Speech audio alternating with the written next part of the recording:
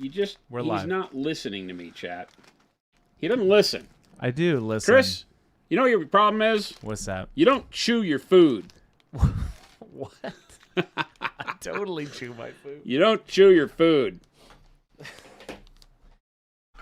Oops. How you doing, Jason? How we doing, chat? What's up, Mo? Colossal Meltdown. Rattle Can, Paint Liquor, Lumberjack, Dark Mockery, Sarcastic Grandpa, Danger Boy. Hey, thank you for coming in, Danger Boy. Thanks for the stream, y'all, but thank you for joining. Mo. Yeah, thank you for joining. Look at my tray of disaster. 1 second. I have to cue this up. Oh, cue. You know, it's my tray. Why is there screaming? I don't know. It's very delicate. I'm not touching that tray. That's a very delicate tray. No, actually, it's not delicate. It just has a lot of stuff that if it were to be dropped, would be the end of someone's life. Yeah, and guess whose that life would be? It most likely would be my... Oh, let me punch in and refocus there. That's cool. I built my Dawnbreaker cohort over the weekend. Okay. They have... Did Jen hobby? Yeah, she came in and painted. Cool. That's fun. Yeah, Jen came and painted. She was painting on her Deadpool, the female Deadpool model that came out with the Marvel Chibi stuff. Yeah. And I was building my Dawnbreaker cohort. So I have all these guys who still need left hands because I ran out of left-handed combat swords. So I'm going to have to figure that out, but... Nice. Hey, Stan says, Monument, hey guys, can I ask for a vain congratulations? My son, Johnny, Johnny was born today. Fantastic. Hey, Stan. Heck yeah. And you made it to stream? Stan, what are you doing here? That's awesome. We're applauding you. I hope your son and your wife are in great condition. Yeah. Health high. Congratulations. And hopefully you're doing great. Congratulations. Congrats, Dad. Johnny, I like that name. It's a good name. I have my Dawnbreaker cohort. Zoom out a little bit. Those are cool. Now, the fact that those are GW spears is better because they're not going to be so fibbly. Yeah, for spears, I would not have wanted resin ones. I These are the Sanguinary Guard. Yeah. For some reason, the Sanguinary Guards come with spears. I should have just got those. They're called Spears of Perdition or something like that. And they can also have Equinox blades. So I'm modeling, since they're supposed to, on their left wrist, they have grenade launchers. Yeah. That's not a bit that's easy to find. So I think I'm going to take the Phosphex launchers from the Terminators. Yeah. And like find a way to mount them on the backpack or something. Yeah, okay. So I'll give them to where they have some sort of grenade launcher looking thing on them, but they I like that guy's action pose you got there. That's very well done. He's just getting done stabbing one guy and ready to nick another fool. Yeah, that's cool. But though these guys worked out really good for that. Yeah. So they're all veterans. I got veteran shoulder plates.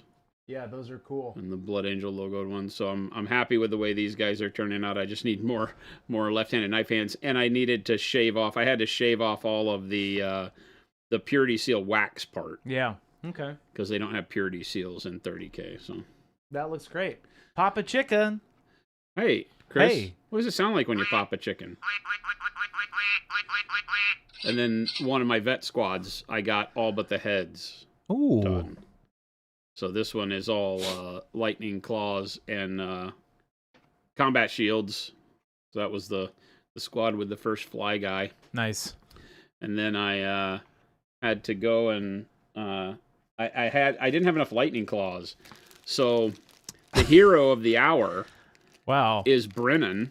He printed those? I bought this file on Friday night, sent it to him on Saturday, said, hey, no rush, but if sometime this week you could put these on the printer when you get done with work, I could use these, secretly dreading that my hobby time was going to be curtailed by not having these, because I can't build my last veteran set and some of my other characters until I had more lightning claws. And so I found this STL on My Mini Factory for these cool lightning claws that have rivets on them and feel very, very much like Heresy era stuff. And I sent them over to him. And yesterday he messaged me and he said, well, you know, I got some time. And so I went ahead and they're done. Shoot. And I'm like, holy cow, these things are, and he said they're just like molded plastic, and they are. From a printer? Yeah, this is all print 3D. Zoom in close on this. This is all 3D printed. I need these in my life. Yeah, that looks like it came off a sprue. On the work printer? On his home printer. Wow.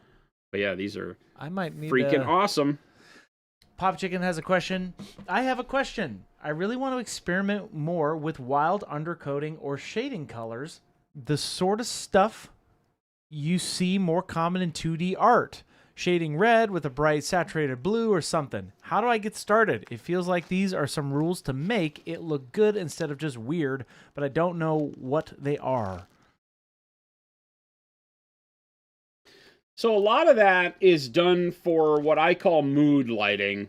Now that's a weird name to call it because it's not mood lighting, but it is to set. Hang on. Mm-hmm. It's definitely meant to create drama in a scene so that it feels like there's more of an environmental effect going on. It translates well when you're doing busts and things like that. So I like it in our art form for that. You see a lot of people do it where they'll do like a high contrast dual light thing with like moonlight and fire, right? One side of the model is cool. The other side of the model has like a red or yellow underglow to it. And so it'll create that same dramatic effect. You have to be careful when just painting minis because it tends to look a little odd if it's a color that doesn't register well. Like if you look at Boris Vallejo or Simon Bisley, all sorts of artists that do that kind of stuff. Even what's his nuts? Frank Frazetta, right? So you look at Frazetta's artwork, they all kind of do that. They have the ability to use some odd colors and undertones, which are generally meant to be more environmental than any kind of a shadow or color of skin or anything like that. But they will play with color like that. And it really is a sense of warmth where you would expect cool where you would expect warmth to kind of shift it. Think of it in terms of dramatic OSL style effects. Those work very well. I think that when you are dealing in miniature, the big problem you have is that you are attempting to create contrast overall because you're at such a scale that you have to make sure that you maintain dark to bright in a way that shows off all the pieces of the model and doesn't keep it too flat. So introducing those odd colors can be fantastic. I mean, I use purple as a shadow all the time, right? And we use royal purple or dark purple, something like that. Not something too egregiously vibrant in its color, but enough to make the shadow color add interest to the model as opposed to just being black, or dark brown or something like that. So I really love it. But I'm always a little hesitant unless it's a display piece that's a single model, whether it be a Space Marine or a full character or monster or whatever, where you can spend the time to really get it down and have the image of the model really be from one direction. When you do that, it's very hard to make it on a model that is meant to be rotated around and used on a tabletop and things like that. So not to try to dissuade you. And I know you're asking, like, how do you get started? You get started by just picking colors that you think would work. I typically would go with things that are in a darker value but can still be vibrant, like purples, reds, as undertones.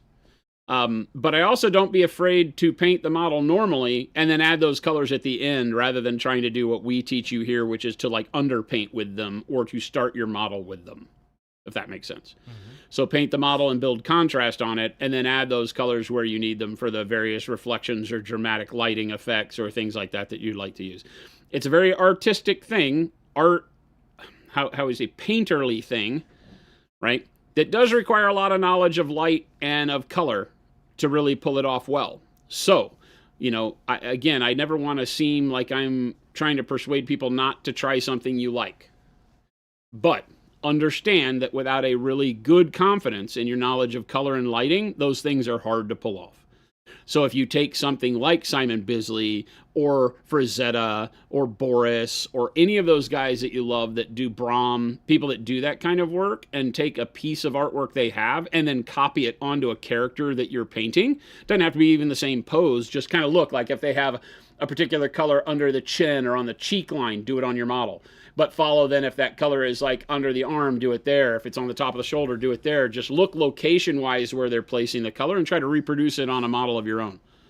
Is always a great way to start, right? Just mimic something out that you see that you like. Mimic it 100%. Lift it, copy it, plagiarize it, you know, because that's one of the best ways to learn as you go down that path, right? Mm-hmm. Then you'll need to study why they made those choices. And there's a lot of information on that out on the world, whether it's in Reddit threads or books or discussions online. You can find people discussing why and how they do particular art in that manner.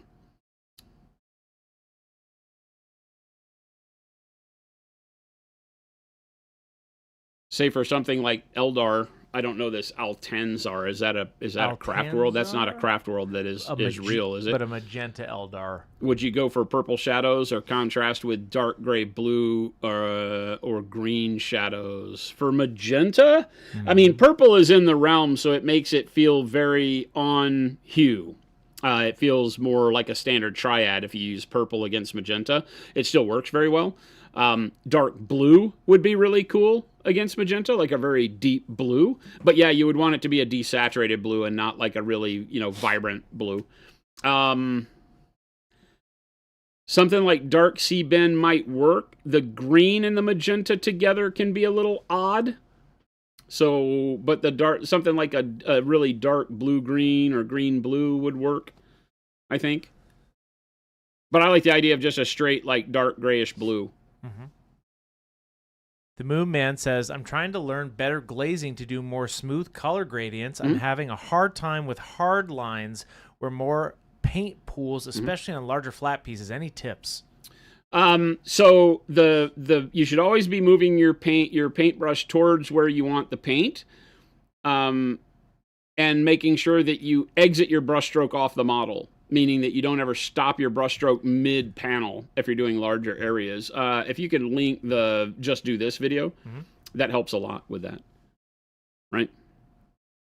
The video that Chris is going to link you shows how I paint just about everything as far as getting blends, and it uses some glazing or some thin applications of paint followed by non-thin applications of paint, and shows you how to weave those together so that you get great blends without having to just think of glazing as a blending technique. Can it be? Sure, but it's really just a portion of the blending technique. You still need to get to vibrancy, and that'll kind of show you how. But one of the things that I show there is that as I'm painting on a surface, like say we were doing let's use the top of this, right? So if we're doing the top of this dreadnought, right, and I was glazing the shadows on there, I would always start my shadow up at the top and bring the brush here where I want it darker back here. So I'd always bring my brush and exit the brush stroke off the model, right? Don't ever stop it in the middle of the model and then come back and hope that you can move that along. Acrylic will create a coffee staining dry around that brush stroke, especially when you're painting thin like with glazes.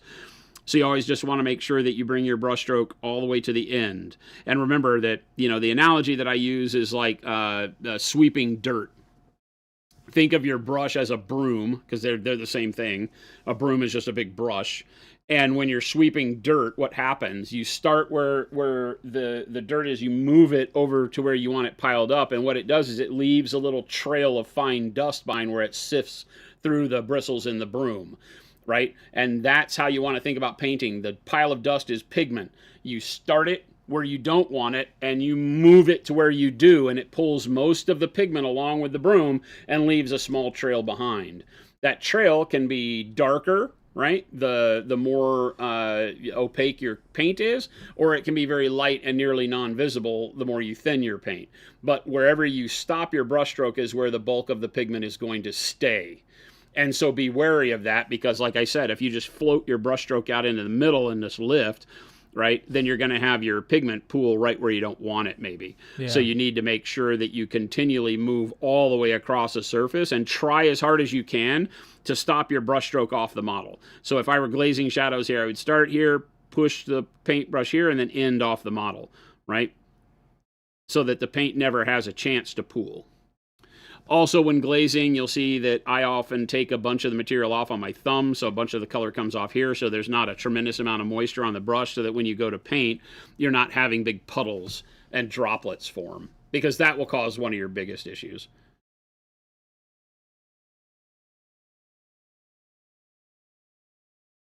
All right. Cool. Picking up where we left off, pale pink, folks. Awkwardish says, this looks so freaking good, Jason. Thank you, thank you. Those claws, if you guys missed it, go back on Friday. He did the entire workup on the VOD on Friday of the claws in particular. Yeah. From start to finish, actually. Yeah. There was some debauchery that day. What? Never. I don't but even know what you mean. We did do painting. Hmm? We did do some painting on that day. We did a lot. We did. Imitation Marjorie says, I've also heard that making sure to wick away enough water on the brush will help reduce the coffee staining with glazing. You say what? I've also heard that making sure to wick away enough water on the brush will help reduce the coffee staining when glazing. Yep, that's what I was mentioning at the end there. Then the Moon Man says, do you lean on glaze medium a lot or just brush half load with water? Mainly water for me. The glaze medium I love for mixing in when airbrushing and mixing colors that I know I'm going to use a lot of. I'll use the glaze wash medium mainly there. But for just my standard painting, it's generally water on the brush just for speed. No other reason than to keep moving quick.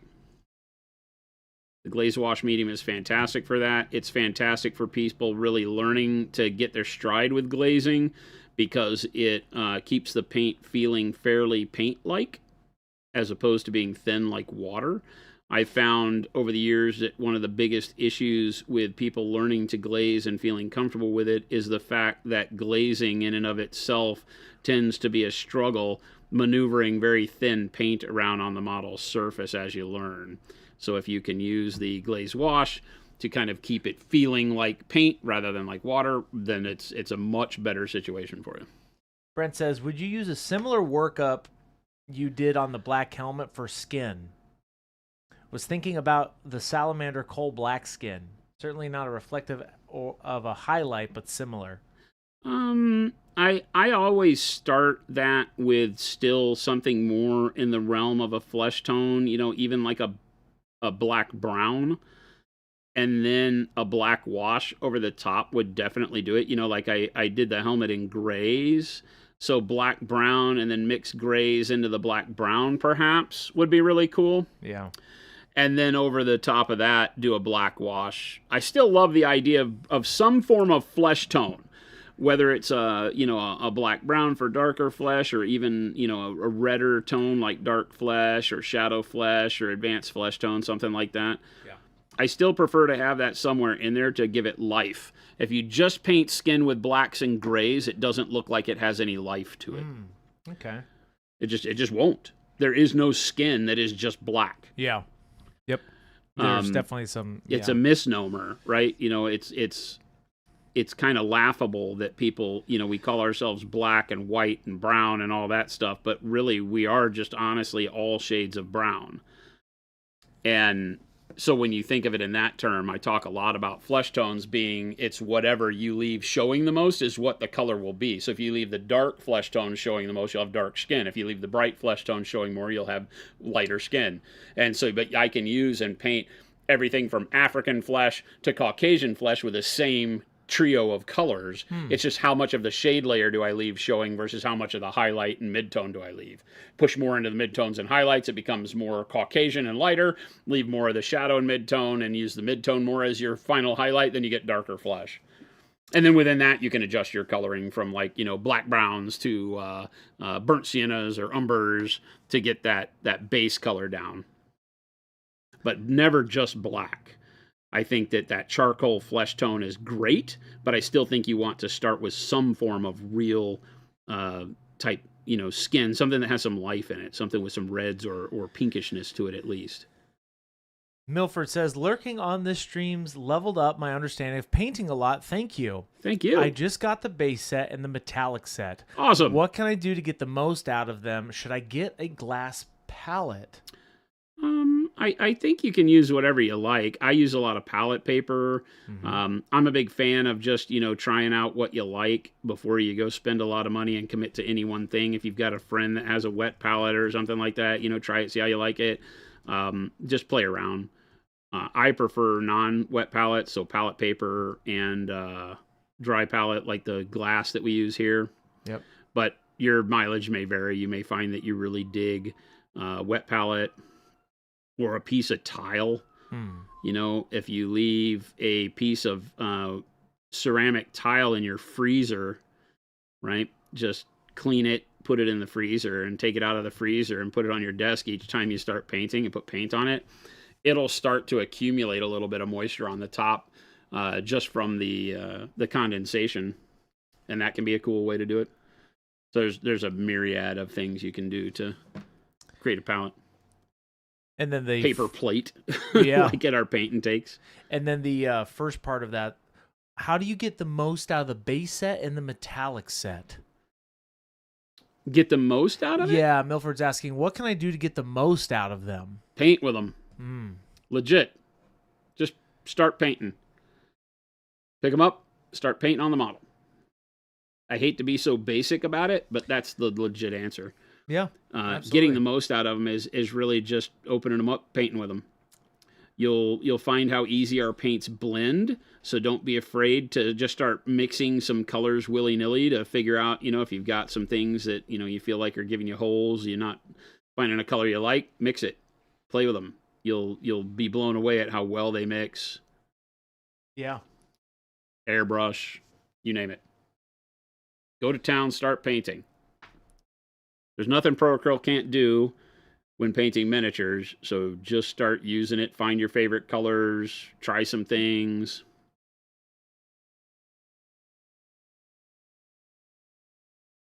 Just paint. Just paint. I like that. It sounds so basic, but is this the truth? That's true. Don't overthink it. We supply you with a tool that works very easily, and so Chris's don't overthink it is key. Just start painting. Don't think about having to add a bunch of stuff to the paint. You don't have to, but you can.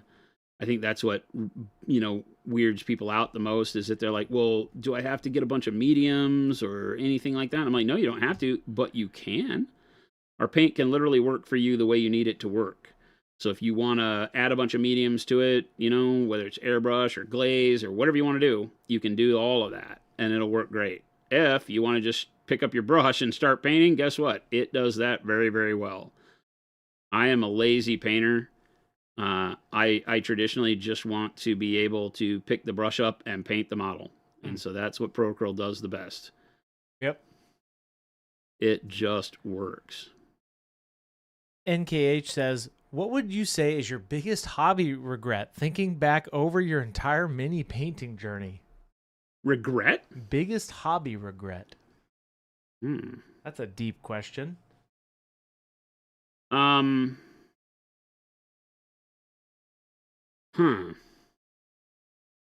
think for me, and this is a fairly personal one. This is a great question. I don't get asked this.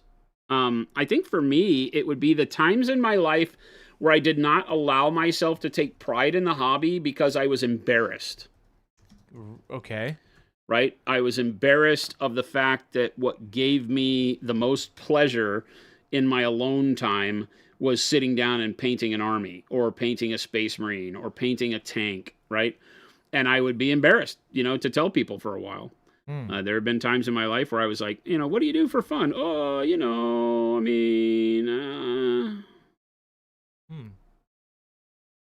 That's probably the only thing that I have that borders on regret, is that there were times where I probably allowed my hobby to suffer in my life. Now, I've been painting for over 45 years.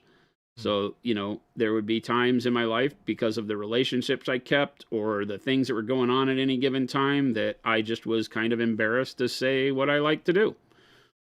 I am very jealous of this current world where people are less frowned upon for doing nerdy stuff. Yeah. I love it. How do you get over that? I mean, I'm over it because I paint now and I tell everybody I paint. That's true. You just don't care. right? But that's a thing to learn in life, right? Because we all tend to maybe get embarrassed by our thoughts or our feelings, and in certain times you're just confronted in a world where you don't know how you'll be respected for saying a certain thing. And I had fallen victim to that, being like, oh yeah, I don't really have anything that I do in my spare time, Yeah. No, that's a good way of putting it. Thanks. But that was true of a lot of my art. That was not just the painting of miniatures. There were some cases where that was like, drawing and all of the things that I did, because no matter what, the content was always fairly nerd focused, right? Yeah. And so there were just times where that wasn't, something that I was able to place a lot of healthy pride in. So great question. Yeah, that is a really getting into good the question. feels today, man. It's like, wow. Well, why was I such an idiot? This is a good segue. Luke Smith says, hey, Jason, any advice for how to become comfortable with making mistakes while it's painting? I want to start painting my Black Templars, but feel paralyzed in case I mess it up. So, yeah, this is a great one. Also, very great question, right? Because these are things we all go through. Yep. I think. I don't think anybody is impervious to any of the things we're talking about. And I think that with regards to the analysis paralysis of what if I mess up, it's just painting. It's plastic models that mean nothing at the end of the day. No matter how much they cost you or whatever, you can repaint them, right? They're not going to die on the surgery table. They're not going to be messed up beyond repair, especially if you kind of follow along with what we do, because any of the paints that you're using are generally going to lay on the model in a thin enough coat. Even if you glop them on by mistake, they're going to be thin enough that you can paint right over them and still enjoy it. Now, to that extent, one thing that I do still is I paint a test model. And sometimes I'll paint a model I know I'm not going to use, right? If you're doing armies like Black Templars, I guarantee there's a Space Marine somewhere on your bench that you're not planning on using in your army. I guarantee it, because GW doesn't sell things in perfect numbers, right? So you probably have enough Space Marines to at least put one together, even if it's just a torso and some legs because you don't have the arms for it. Put it together haphazardly and have a guy on a base that you can literally test your paint scheme on, where you go in knowing that this thing is irrelevant. I could just throw this in the garbage when I'm done, because I guarantee you when you go in loose like that, you will do your best work, because you don't have that stress behind you of, I can't mess this up. Just paint one, right? Just get a random dude that doesn't mean anything and just start painting your color scheme on it and use it as a test bed to see how your army might look. That way, if you don't like it, paint over it again, paint over it again and again, and again and again and again and again until you like it. And then along the way, remember what it is you've been doing that you don't like and what it is that you do like. And then you can feel comfortable doing all of your models. It literally works every time. Every time. Just find a model that you don't care about, pick it up, start painting it, and then you'll say, what was I worried about? And then you'll paint them all.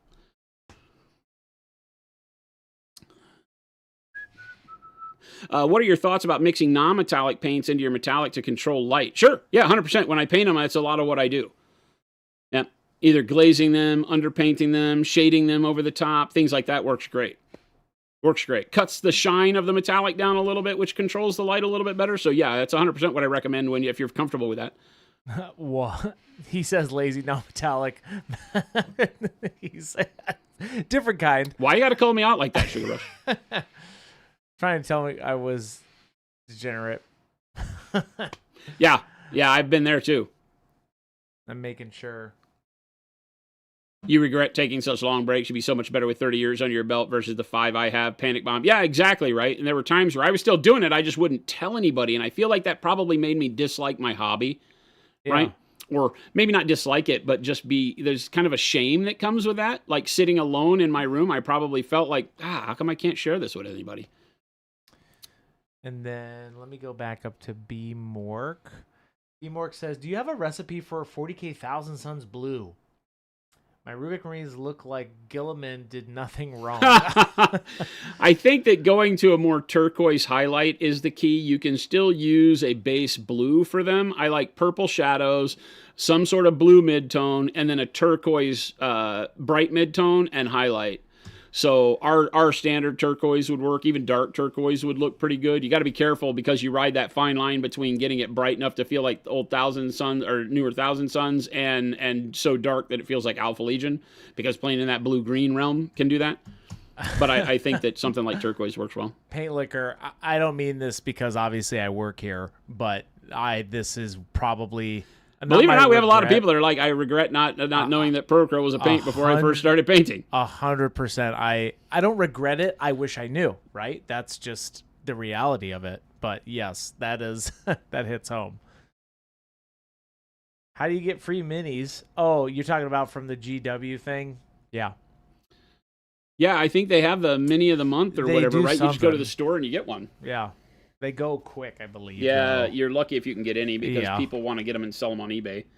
Yeah. Welcome to the modern world. So, Jason, now you're going back with pale pink and doing the highlights? Yep. Yeah. Pale pink is very good. I don't know what that was. Aaron B says, turquoise/jade units look amazing on the gaming table. Pair that with Neo Flow Pink and Chef's Kiss. Nice. That would be fun for Thousand Suns, right? Turquoise and jade. The jade's a little too green, I think. I think you what want about for a shadow blue base. Oh, a blue base rather than the jade base. You could do jade as a shadow, would be kind of neat. Ooh. Like dark jade. Mm-hmm. Either one work. Try them out. Right, you're talking about a color scheme that can't go bad. I think it's really this that you want to maybe lean into the blue being a little bit more of a turquoise highlight.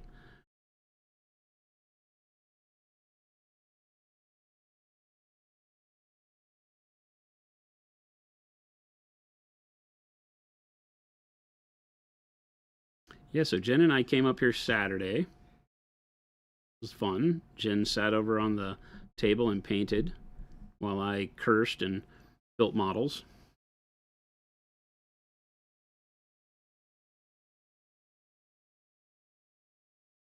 All right, let me go back up. That's why I have no stances. That's why I have no friends.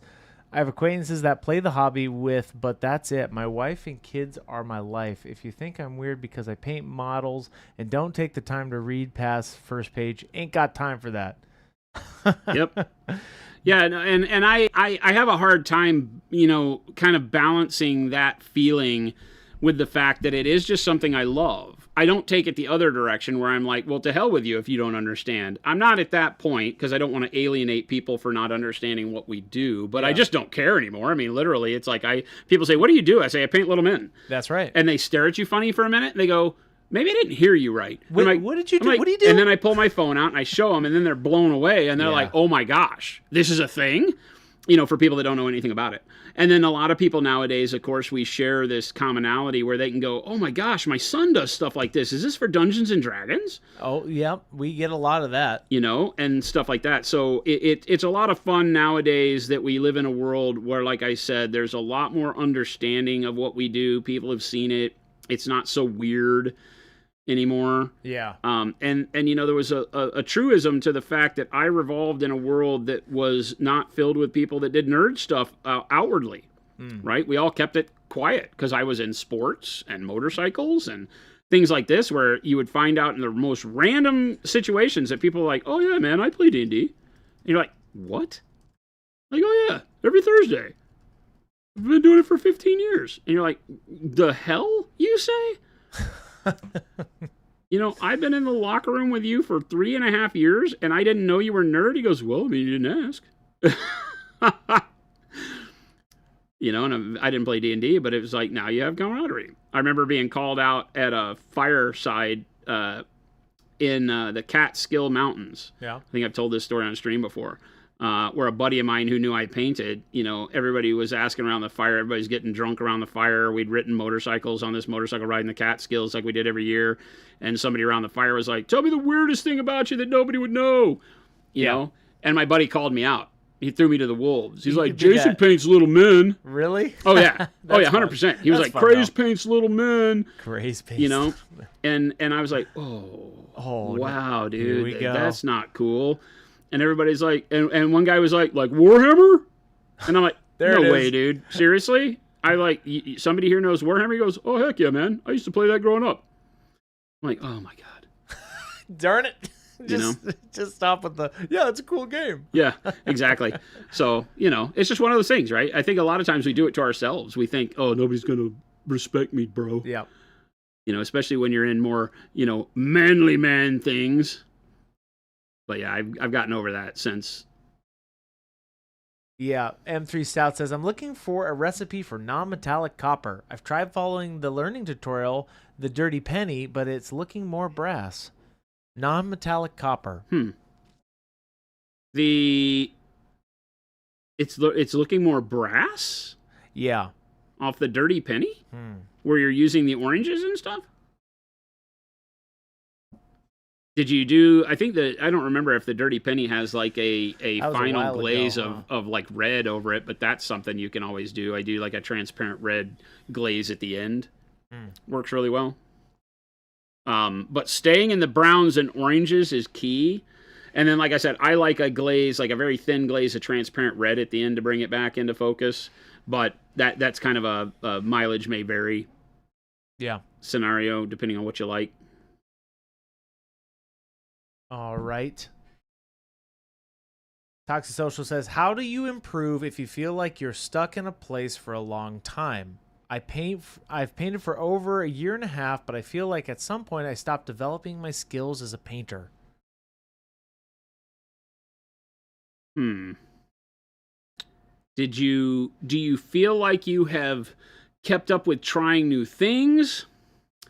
Do you find yourself doing the same thing and using the same colors over and over again? I only ask these because some people get hung up for different reasons. Some people paint different armies all the time and choose different colors, but their technique, they don't step outside of their standard technique and they just keep doing the same thing over and over again and feel like they're not progressing. Some people literally use the same colors all the time. But, to get out of a rut, I think it's that you have to really force yourself into something uncomfortable. On our monthly Discord challenges, we try to do things that will force people into like an uncomfortable situation. Today we're just going to paint in black and white. So all you have is black and white. You got to mix gray, and you paint everything in black, white, and gray. And the challenge is to make it look like the material that it is, because so many of us lean into color defining what the material is. Like I always bring up like boots and belts. You paint them brown and it looks like leather. Well, what if you don't have brown? If you just have black and white, how do you make that look like leather? Because everything on the model is going to be black and white. So how do you make the things look like the fabric or the material that they're made out of? And that then pushes you into uncomfortable territory, and you learn texturing, material, what I call material focus, so that you can use texture and highlight and reflection as a way to make something look metal versus plastic versus leather versus cotton, things like that, versus skin. And now you've learned a whole new thing that elevates all of your painting beyond what you were doing already. So there's a spot where that might be what you need to do. Yeah. Right? To get to the next level? Yeah. What is your secret to being motivated to paint your army to the bitter end? Woo! Are we right there in that trench right now. And I have to say, we do in our leadership team meetings around here, which we do generally every Wednesday, but we had one today because it's our quarterly one. And in our team meetings, we always, at the beginning, no matter how many people are there, you have to walk around and give one personal best and one business best. Chris does this in their meetings. It's just a company thing we do. And my personal best for the last few has been my hobby energy has been super high as we've started this project with the Blood Angels. And for me, a lot of it has to do with making sure that I keep the Army top of mind, even when I can't be here. For me, lately, it's been that I'm at home at night wishing I was here painting, like at 10 o'clock. I'm like, gosh, I don't usually go to bed till like 11:30. I have an hour and a half. I don't want to sit in front of my computer. I don't watch television. I want to be at work painting. Yeah. But I'm not going to go jump in my car and come here because I don't have a paint rig at home, right? So that's been my struggle. But the nice thing is I harness that, and I can't wait to come paint with you guys on stream the next day, and I'll stay late and put some stuff on models and play around and build and all that kind of stuff. So I'm listening to the Horus Heresy again. When I decided we were going to do this, I decided I was going to start the Horus Heresy whole novelization over. So I started back with Horus Rising. I'm on Galaxy in Flames now. So I'm listening to that in my short drive to work. I listen to it while I paint. It just keeps, again, the idea of the heresy and Marines at the top of mind. So envelop yourself in something either in the hobby, or adjacent.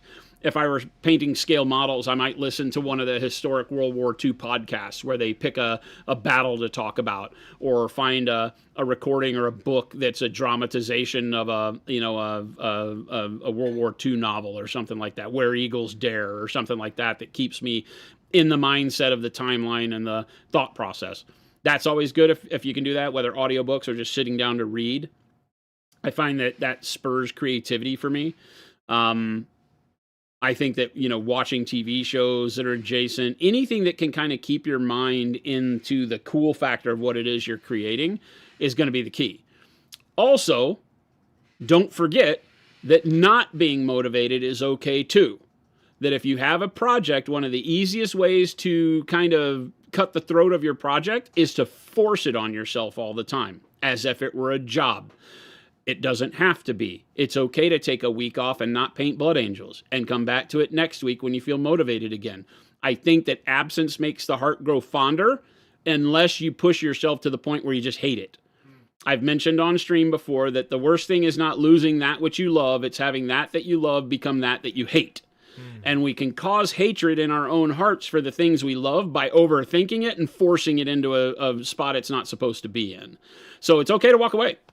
If I found myself not liking this Blood Angel army, I'll pick up another model. Chris and I will find another model to paint on stream. I'm like, I'm not feeling red today. I don't want to paint any more pink or red or gold or any of that. I want to paint something else. There's another Rule of Cool model. I want to paint this head over here. Or I want to paint the new Kieran texture trainer. That's fine. I think especially when hobbying, keep something also on your desk. Having 2 or 3 projects you can rotate between, always a good idea. Have them be different. Don't have a Blood Angels army and a Thousand Sons army. Those are the same. Okay? They are literally the same, just using different colors. One is not going to inspire you more than the other. Today, I just hate Space Marines. That's fine. Pick up a bust. Buy one of our texture trainers. Do something that keeps your brush moving and trying new things, because you will discover in painting a troll some new texture you created that you're like, oh, that would look really good on the cloaks of my commander. And then you're back painting your commander, and then all of a sudden you're in the weeds on your Blood Angels again, and you're awesome, off to the races. So yeah, all of the above are great. I'm working on a Terminator with a scheme of pastel yellow armor, pastel pink shoulders, and pastel blue helmet. That's a lot. How would you go about shading the pastel armor parts without making them look muddy? I think that you're going to need to find something there that desaturates those colors so that they work well together. Are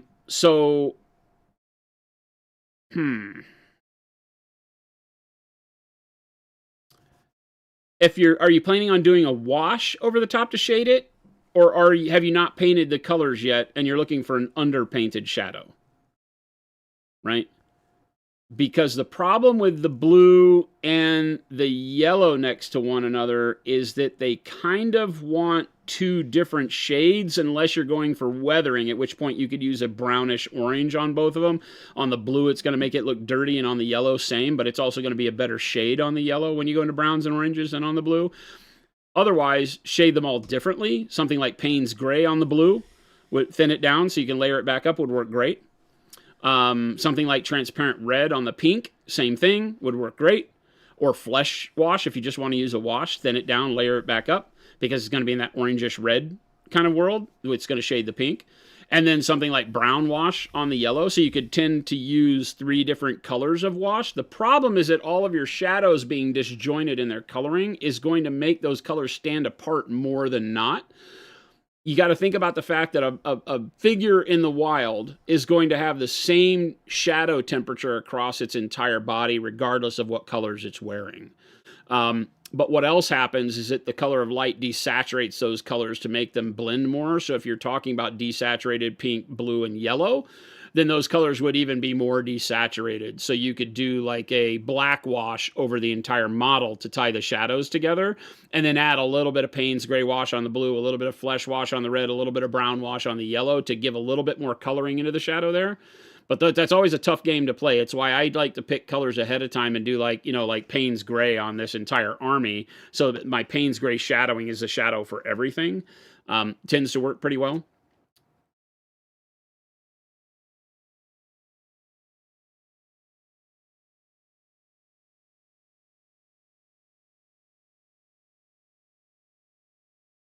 I realize that I do like crazy where I put so much pressure onto my hobbies instead of doing the things I need to. Ryan, that's what I said in the video that we posted, right? Did you post the video up there? Yeah. Yep. That's one of the things I call out is that your hobbies have to be free of the pressure we apply to removing pain from our lives. The hobby can't remove pain from your life. It can make the pain avoidable for a time, but it doesn't remove it. And I think a lot of times I say whatever hobby you have, you just have to be careful with that, because you burden your hobbies with so much expectation to remove the pressure of your life that it becomes a pressure in itself, because it doesn't remove the pressure. You quit hobbying and the pressures are back.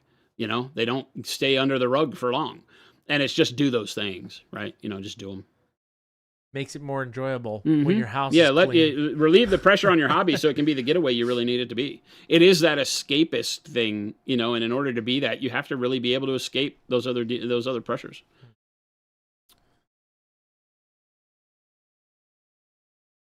Yeah. It was a simple one, the motivation one, but it had, a lot of good snippets in there. You do the escapism like crazy, and you expect to go pro with a hobby instead of just, I'm right there with you. One of my biggest things is that I jump in with both feet and expect it to either go great or horribly. And when I came to the realization that that's okay, it can go either way, that's what I do. And I still do it. If I get into a hobby, 100%. Buy the stuff, do the thing, jump in, hate it, sell the stuff or throw it away. And I'm okay with that. And I just say, it wasn't a failure. I went in and I tried and I didn't like it. So it wasn't for me. Didn't do it. I don't know what it would be, but if you go in, that's what's taught me to say, before I buy the expensive stuff, I'll get the cheap gear and see if I like it. Because I've done it enough times where it's like, well, that was a waste. And I don't feel like it should be. It should be like, I tried that. My friend said I would really like golfing. And so I bought some cheap used clubs or borrowed some clubs from Chris, who's taught Tiger Woods how to golf. I knew it. I knew it was coming. And, I've used the same clubs golfing with Chris that he let Tiger Woods learn with.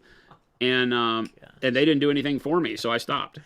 It's about the practice. Practice makes perfect. The clubs won't fix your swing. Yeah. That's... But yeah, so, there's all sorts of things like that where I would go and say, nope, hate golfing. It's not my thing. I'm going golfing this week, Jason. I have a feeling there's people that are trying to pull me into golfing. Jason, you want to go golfing with me? I would love to go be social and golf with you, Chris. I suck at golfing and I have no urge to learn. That's okay. I don't ever care to learn golf. Totally okay. We go out and have fun. I've told you, I probably suck now. It used to be because we played enough that I was like, I got a good short game. Anybody need somebody to lay up on the green and putt? Because that's my gig. And I would have a friend or two that would be like, yeah, I'll drive. And then you play a short game. We double it up. Now, I will say this. Now that I have changed my clubs, I have seen an improvement. Oh, the right tool is a hell of a drug, right? Because I was using 35-year-old clubs. Now I'm not using 35-year-old clubs, and the technology's different. I was going to say, in that world, the technology is insane. And it's not you still got to practice. The pros can hit with any golf club you want, but there is a point at my level where I'm super casual that having something to help you is just how it goes. So definitely is. Well, they have in practice form what you do not. Yeah. Right? Yep. And the mastery of the art, so to speak. Yeah. And what you need is the ability to have something that compensates for where your art falls short. Yeah. Right? You can say that anything is the same. Painting is the same, right? Yeah. Having something like speed paint compensates for where your artistic ability falls short until you learn it. Yeah. Right? Yep. Those products can make up for that. Dry brushing is a technique that makes the shortcomings of not understanding how light would highlight a model. Dry brushing, once you get it down, takes care of that for you. Yep. It can really be a great thing. So those are all good deals, and they are just kind of, I dread calling them training wheels because that sounds demeaning, but they are. Yeah. They're the training wheels we can put on our lives that help us get to the point where you can take the training wheels off. Yeah. And it's just up to you as to, I don't care. I'll ride the bike with training wheels forever if I don't care about the thing that much. I have a lot of friends that are really just in this hobby to play the games, and they travel to tournaments and stuff. Great. They want to play in tournaments, and they need painted armies, so they paint their armies just enough to get in the tournament and not get docked points. Yeah. And they keep using the training wheels, and that is perfectly fine for them. For a lot of them, it's those are the people that talk to me like, all right, man, I'm going to show you this, but I don't want to hear anything about it. I don't care how they look. And I'm like, stop leading with your models sucking. Stop doing that. You went in and are more honest than most people I know by saying you don't care what your models look like. You just want to play the game. Own that. Lean into it. That's fine. Yep. Not everybody's trying to be the Picasso of mini painting, nor should they. Not everybody's trying to be Tiger Woods. Chris is. Chris definitely I'm not. Tells me every day that if only he could be Tiger Woods. No. Nope. It is very satisfying when you drive one, though. When you really get a piece of it? Yeah. And it satisfying. Like hack off into the woods? Yep. Stan says, I love that you can share this stuff, Jason, as it sounds like to me you're talking about your own past experiences, and it takes really strong character to be able to learn from it and advise and help people to keep them from experiencing the same thing. 100%, man. Yeah. This is life. This is just the things we've all been through. He's been on my life has not been perfection when it comes to painting. Hell, when I first picked up a brush as a kid and started painting the models, I sucked. I did not have the realization of how bad I was because there was no internet to see what good people did, right? So the problem that happened to me was one that I think still happens to this day, where everybody around me told me how good I was because your parents and your friends that couldn't paint were watching me paint and being like, oh my God, your models rock. And then you'd go to like the bookstore with your models and they would laugh at you because they were real painters. Yeah. Right? I would take my tank. It didn't happen with models. It didn't happen with miniatures. It happened with models in the scale modeling world. I would paint a Sherman, right? Yeah. I still remember this. It was a Panzer IV. So I had a Panzer IV Tamiya model, or I think it might have been a Monogram or a Revell Panzer IV. It was not a Tamiya because my parents wouldn't afford the expensive ones for me at first. So I had it was probably a snap tight Panzer IV, and I painted it. I didn't have spray paint, so I just painted it with a brush and didn't have an airbrush. Young kid, did it. I got it all done. And of course, my parents and people that weren't involved in the hobby and didn't know the difference were just happy that I'm sitting here learning something new. I'm having a blast. They support it. They were like, oh my gosh, honey, that looks fantastic. And then I'd be like, well, I'm taking it with me the next time we go to Crown Hobby because I was all proud. And you take it into Crown Hobby, and it wasn't until years later that I understood why the guy was like, ooh, yeah, wow, what do we have here? In the middle of my busy day, here's this schmuck kid trying to show me his piece of garbage tank, and I have to act like I care. That's what the guy was doing, right? But God bless him, because he did it. Yeah. Right? He did it. He picked up that tank, and he said, oh, wow, I like how you didn't get the paint outside the lines. I don't know what he told me. I can't remember. But at that point in time, he was literally just coddling the kid. And it would have broken my heart otherwise because you were so into it. Yeah. And so it was kind of the opposite of today, where I think today people don't have that same bravery, even though that bravery might seem like stupidity at some point, because we didn't know any better, right? It was like, I did this and everybody says it's great. I'm going to go show everybody. And then people, shit on it, excuse my French, because it was horrible, right? And the same thing happened to me with my drawing. My drawing, when I was pencil art, I took it to a couple of, they weren't called comic conventions back then. They were just sci-fi and fantasy convention or whatever. And I took my portfolio, and I was just lucky enough that some people were gracious in the way that they told me my stuff was not up to stuff. That, hey, let me give you some pointers, kid. This is what you need to be looking at. And as a kid, I was like, oh, that's awesome. I never knew that, And nowadays you can go look on the internet and you can see everything in its finest photoshopped glory. and really feel like you're nothing. And I think that somewhere in between is the reality. You need to have that base fearlessness, right? And then apply it to getting to the level of what you can find on the internet, right? Because that's what I was missing, was a thing to hold it up to, because you couldn't just go look for, painted Space Marine. That wasn't a thing. And had I been able to, I would have kept working harder, quicker, right? And pushing myself to get there. Whereas nowadays, I think people look at it and they immediately, because they've lost that bravery side of it, like, look at how cool my stuff is. And you're like, yeah, kid, because now they look and they say, I'll never be that good. I'm just not going to paint. And I've heard that a million times. And I'm like, come on, dude, pick up the brush. You might find out that you're a Picasso, just give it a couple times, keep painting. Comparison is the thief of joy. It sure can be. There's honest comparison, and really ways that you can look at other people's work and set it as a goal.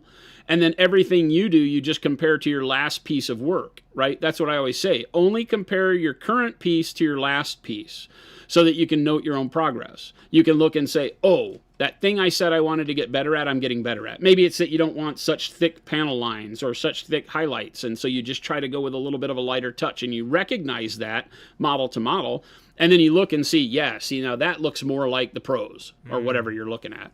Because you're not going to get there overnight. Yeah. You don't know how long some of these people have been painting. To try to make their journey yours is literally idiocy in action. It's just not going to happen. Yeah. Jen said back up here that we got to have you watch Happy Gilmore. Take some notes. No. Because he was a hockey player. Yeah, I will literally be Happy Gilmore and get into fights.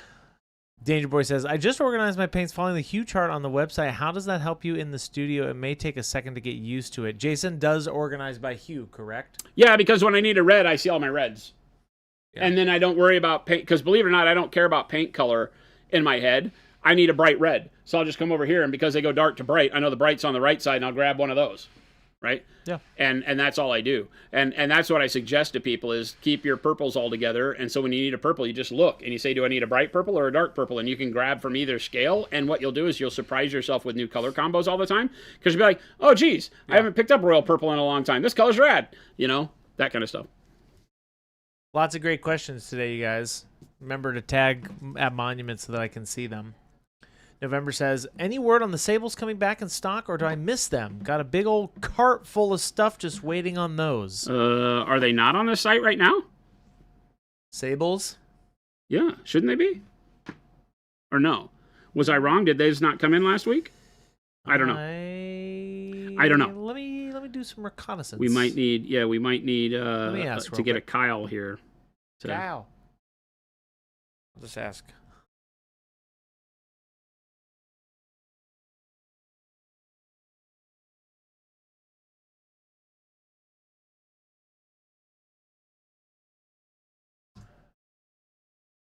Hold. We'll get you an answer. We'll get you an answer. That's right. I just said the same thing that Jason just said. I have a glass palette. Is it better for pro acrylic paints than a wet palette? Is a glass palette better for pro acrylic paints than a wet palette? I mean, no. The only reason it would be better or worse is if you like it better or worse. The palette itself doesn't have anything to really do with it. I mean, if you enjoy painting with a glass palette, then Pro Acryl's going to love a glass palette. If you like painting with a wet palette, Pro Acryl's going to love painting with a wet palette. So honest, and that's an honest answer. It really is what you prefer. You'll hear people out there who enjoy or struggle with both. So really more of a, where do you feel comfortable? Pro Acryl will play nice with whatever you enjoy doing.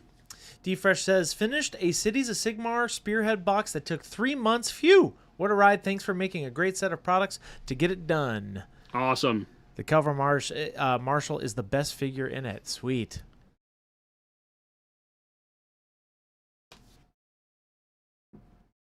The Cities of Sigmar stuff was one of those where I sat at Old World Games looking at that box.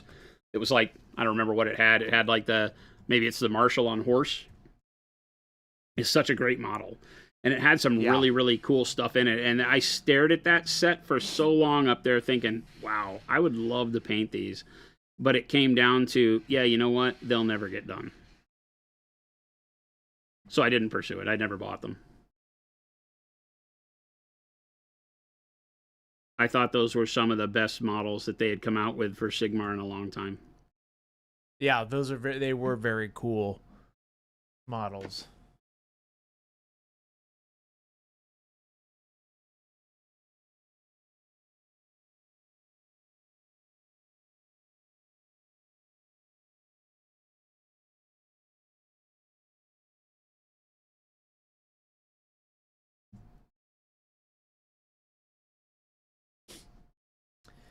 Estrella says, what is everyone's least favorite part of building? For me, it has to be getting mold lines off the tank threads. Mold lines in anything that's like corrugated like that is horrible. Horrible. It happens on Space Marines, like through the tubes on their bodies and stuff. It's like all positioned to where it's like, or on the plasma gun coils. Seems like they always put the plasma gun coils to where the mold line goes right through the center of them. It's horrible. Yeah, I'm with you on that. I hate the cleaning. Yeah.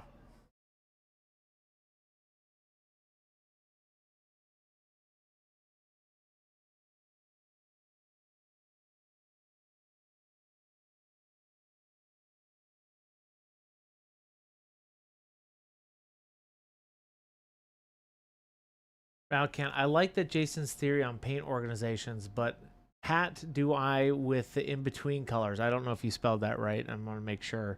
Like, where does the Payne's Gray go? Okay, I see what you're saying. I put Payne's Gray at the dark side of blue.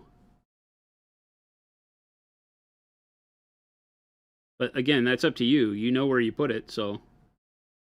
Stan says, Chris, I thought I would add loving the workup on your Thunder Warriors. They're looking incredible. If I ever paint Custodes or even Stormcast. Yes, I put that workup in the whip. Oh, did you? Yeah, so I did each stage, and I showed the color with each stage of the dry brush that I did. So if you guys all check that out, that's what I did for my leaders. My normal boys are just going to be just straight up. They're going to be a little bit more grimy. Those leaders are the gold, but the actual Thunder Warriors are going to be... they're going to be more dark, but I added a bunch. I thought your normal guys were pretty dark.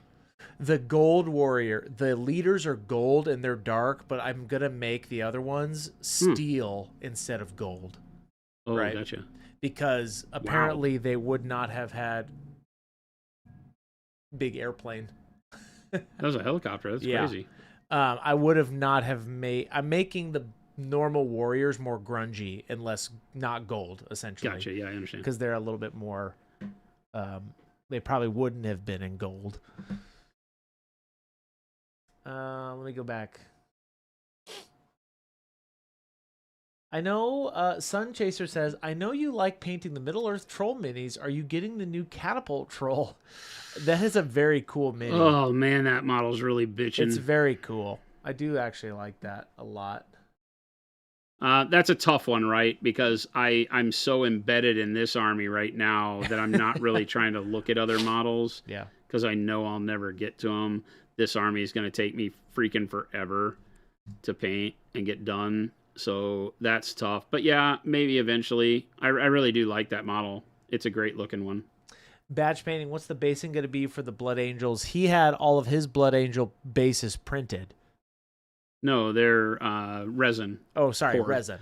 These are all resin from Elric's Hobbies. They're just slate bases. I did the test model just in like grays with a little bit of dark camo green. Oh, okay. Slopped on the slate to give it that kind of, natural slate feel.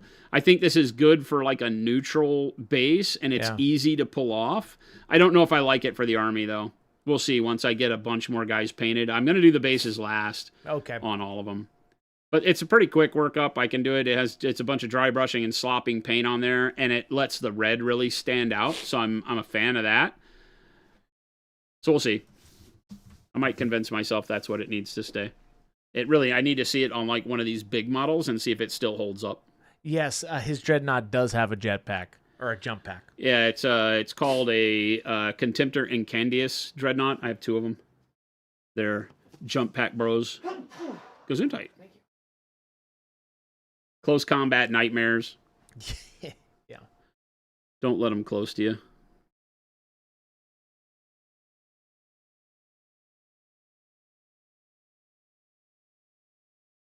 Chaos God says, oh, this is a great question. Any tips or tricks to help with choosing a theme for painting? I'm new to the hobby, but not very creative with coming up with my own schemes. I have a lot of intruder aliens from Nemesis Lockdown Prime, but I can't picture any color theme. It's like I'm having writer's block. Yeah. This is a great question, Chaos Gods. Yeah. I am recording this bit. It's a great one, and we all fall victim to it, especially when you're painting an IP that may not have, like that game's great, but it doesn't have like the baked in faction colors like Space Marines would or something.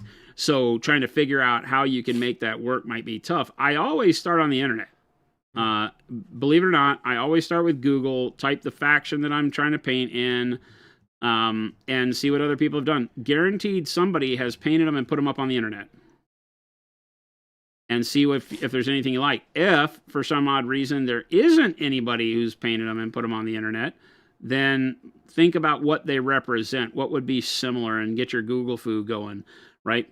Because, like Colonial Space Marines or something like that, near future warriors, you can come up with a million things that you might be able to put on there to find something cool. Just Google modern camo and come up with some colors from that. That's typically what I do when I'm stumped for a color scheme. Is you just do some Googling, get inspired? Yeah, I just go through Google Images, man. Google Images is a great thing. We have this tool at our disposal that lets us just kind of, hunt around to come up with cool color schemes. I think it's all about you being able to kind of find what will inspire you by typing the right thing in. Yeah. It really is that easy. Artistic Outlaw says, is there any reason you're not doing the same steps on both models at once? For what, the dreadnoughts? Yeah. I thought maybe initially that I would do one of them in the steel. Remember, we're having some units in this army that are using steel trim instead of gold. Yeah. And so I thought that maybe I would do the dreadnoughts differently so that I could do one in gold and one in steel. And just kind of, we talked about it at the very beginning. I was okay with letting that be the case, so that I could play around with it and see what I like better. I think now that I've done them, they both need to be gold trim. And the steel just for the bits, right? Like the jump pack and the inner working gears and stuff, because I hadn't really given it the thought that, if I do steel trim on one, then what are all of the nozzles and guns and body of the dread going to be? I'm not going to paint those gold. So is that going to cause me a problem? So I'll just do gold on the other one too. So a little bit of a waste of time to not do them at the same, but I'm willing to take that risk just in case there was something cool and creative I could turn out of doing them a little different on the table so they don't look so samey. What colors are you using for the gold non-metallic metal here? Is it the same color from your long-form gold non-metallic video? A little bit different. Different. On that one, if you're talking about the Antonio LT gray one, that one uses oranges, dark purples. This is dark yellow-green as a base. And then after the dark yellow-green, I go to orange-yellow from the newer AMG sets. Yep. The amp paints. And then I go to bright yellow ochre and then to bright pale yellow.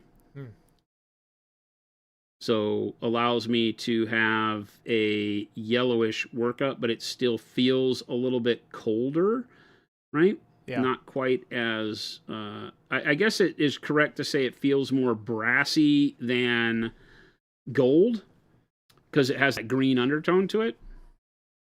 But, the intent is just to not have it be as warm as the red. Because when I'm painting on a red armor background, I don't want the gold to be as warm with oranges and all those other undertones on it. Mm-hmm. Stan says, ooh, talking about basing. How would you do a desert base with like dried blood soaked in the sand? I think that the way you're going to pull off the look for the dried blood is more the shape of the pooling, right? Give it kind of a weird Rorschach test kind of a Oh, look, that's a good way of putting it. right? Yeah. You know, something that just kind of looks like a really abstract shape, and make that patch something like mahogany in its coloring. Mahogany is a great color for dried blood. Yeah. But that's kind of where I go with that. And then, you know, the sand base, you can do whatever you want to color-wise, obviously. But I think the key is going to be, like mentioned, is to make a very abstract kind of puddle so that it looks like something soaked into sand. You can imagine when it soaks into sand that it kind of goes everywhere. Perceptron, what's the steel? Which colors are you using for that? It looks awesome. That was all our Expert Acrylics Pain Gray as a base. Payne's Gray, right. I use the Expert Acrylics version rather than our normal Pro Acryl Payne's Gray because the Expert Acrylics version is darker, right? Has a much more black base feel to it, but still has that nuance of bluish. Then I went over that with blue-black. Then I started mixing blue-black and pale yellow to get the highlights, and then white-blue for the final shine.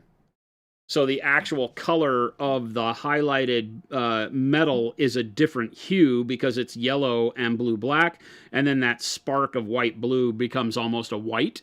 So it makes the shine feel like a different color rather than just going from like dark gray to bright gray and they all feel like the same family. Sometimes I like to punch it up to like white blue. Just has a little bit of a hue shift to it, which can make all the difference in the end. That was it. Really simple. The bulk of it is just the blue-black and the pale yellow mixed. At first, you do about 75% blue-black, 25% pale yellow. Then you go 50-50. Then you go 25 blue-black, 75 pale yellow. If you have a big enough area to do that, you do like 3 mixes of those 2 colors. And then just a highlight of white-blue. And a base of the really dark Payne's Gray. I'm thinking we might have to do something for copper. Yeah, we'll do a copper. A lot of good copper. Yeah, we can come up with a copper metals. non-metallic. I don't know if there's anything in the Blood Angels, but we can pull aside another model at some point in time and do copper. Copper is literally all browns and oranges and probably a little bit of like a warm flesh coloring or even a pale yellow. And then depending on how bright you get, maybe a wash or glaze back with something reddish if you want it to look like dirty penny versus bright copper. Bright copper will be less red and dirty copper will be more red. Jason, can you explain what Wizard's Butt is? Huh? You have a sticker? Somebody get a sticker? Yeah. So, I don't know why Chris has me explain this because it's all his fault. He shot the commercial.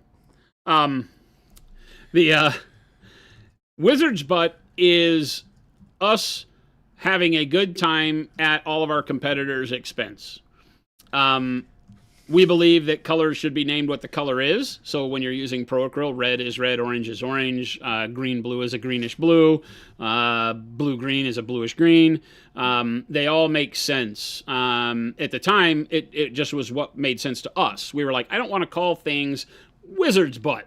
Because what the hell color does that mean? Dragon tooth means nothing to me. There is no color in the planet that everybody's brain is going to gravitate towards when you call something dragon's tooth. Even khaki is a color that has probably as many versions as it does people staring at it. And we have a color called khaki because I think by and large people think that tannish color that pants are, right? But we typically try to use naming other than Dark Sea Ben, which was a favor to a friend of mine, Ben Comets, because that was a color that he's known for. So we called it Dark Sea Ben, but it has text on it that says dark green blue or whatever it does. That's all it is. We filmed a commercial, and my nephew was in a dunk tank, of one of those water-filled dunk tanks. And we were talking in the video about how we like to keep all of our products very simple to use and simple to understand, just like the names of our paints. And my nephew on the commercial goes, yeah, what kind of color is Wizard's Butt anyway? And I go, exactly, kid, and I dunk him in the tank. So it's just a shtick in one of our commercials that stuck and became a thing. We make Wizard's Butt as a color now. And what happens is that we have one label that says Wizard's Butt, and it has this kind of chromatic weird label on it. And it has one SKU number called MPA for Monument Pro Acrylic, but, and it has the same barcode for every bottle, and every bottle is different. What do you mean different? Well, they're all different colors because what color is a wizard's butt? I don't know. That. How do we come up with those colors? Production, we get the colors because I tell production to make wizard's butt, and they just mix whatever they want and come up with a color. How does someone get wizard's butt? They get very lucky. What do you mean lucky? How does one get lucky? I feel like this is a trick question. Ask him for a friend. We give them away sometimes on the stream. We give them away at conventions. We'll have you come up to the booth at a convention and show us a model that you've painted with Pro Acryl and post it to your social media tagging us, and we'll give you Wizard's Butt. We have a fun time giving them away, and they are all fantastic colors. There's 5 colors so far that we've come out with. Show me. We do them in very... Good God. Can you show me? I just showed you. Show me again. I will not just be Dance Monkey Dance for crying out loud. Look at those colors, though. So we've made 5 colors of Wizard's Butt so far that don't exist in our normal lineup. They're actually really good colors. It's a shame because like this yellow is such a great yellow, and we reserve the right to turn these into real colors at some point, but they won't be called Wizard's Butt. You can get lucky and get them every now and then. We do giveaways, fun stuff like that. It's just a fun way to poke fun at people. It's funny because we've had a big impact on the industry. A lot of our competitors now put the color name on their bottle someplace. It's true. So thank you. We did that. I needed that. We did that. I appreciate it. Actually, Fine Art Paints have been doing it forever. You don't go to Winsor Newton and have them call anything Dragon Fang. It just makes no sense. I love fun names too, but in our hobby, it's like when people are most people who join our hobby don't join from the world of art, they join from the world of fun. And they just want to have fun. And so I think the best way to have fun painting is if you want orange, you pick up orange. You don't pick up Dragon Fang, right? Or Slayer Sword or whatever it is, You pick up orange because it needs to be pretty straightforward. Not a lot of yellow wizard's butts out there. Here's a question from Marcello. You want to paint Space Wolves in the 30K Storm Gray type color. 30K Storm Gray, so very dark, desaturated, bluish gray, right? So dark navy blue to dark neutral gray to neutral gray makes sense. I think the dark neutral gray is not going to work very well over the navy blue. I think the navy blue mixed with the neutral gray will do better for you. But what we did on the Tau, if you watch this Tau video... where we paint white without painting white. I think if you watch that to about 3/4 of the way through, you'll love the color. Because this starts with navy blue and then dark gray blue, I think. And then slate gray. Yes, I'm double checking. Eventually it winds up at slate gray. And I think slate gray, then followed by like neutral gray or something. Dark navy blue, slate gray, cool gray. Oh, that's what it is. Yeah. Dark navy blue, slate gray, cool gray. Yep. Boom.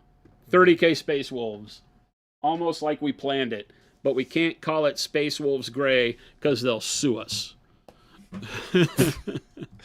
Yes, all of these links that I'm putting are video Sun Chaser on our YouTube channel. Yep. But yes, that link that I just posted are all videos that we've been working on. And we just released the Space Marine video last week, so if you haven't checked that out, yeah, we did a really fast how to feel good about painting fast. Just bang stuff out with a dry brush and metallics and stuff like that, and still get a really good. I nearly said Blood Angel. Oops. The actual Emperor's Finest in the Ultramarines. I don't know. Bud says Yellow's Wizards, but now Bud did win in our Christmas in July. Bud did win 3 of the colors. Yeah, which is a very rare thing. Yeah, and we will be doing more giveaways, which we'll also announce on socials coming up soon, I believe. So yeah, we've talked about a plan to come up with more Wizard's Butt colors and do more giveaways for it. We're not planning on selling Wizard's Butt, but we'll come up with more ways for you to enjoy it. So stay tuned. Oh, Stan, a single bottle of paint. Didn't you have a single bottle of paint on your site for something like $1,000 with the description, "Don't be stupid"? No, it was a sense of humor.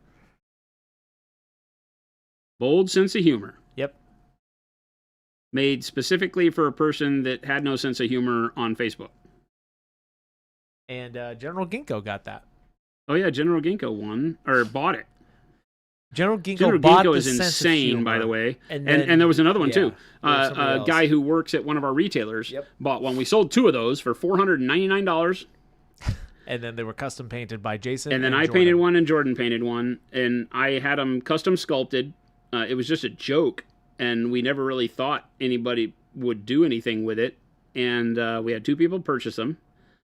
And I had one of our sculptors custom sculpt a character out of the Groucho Marx, eyeglass wearing paint bottle. We gotta start making those. Yeah, we're gonna start making those. I'm gonna have the sculpt size down to where they can just be a brush holder for your desk. More manageable. Yeah, it'd be much smaller.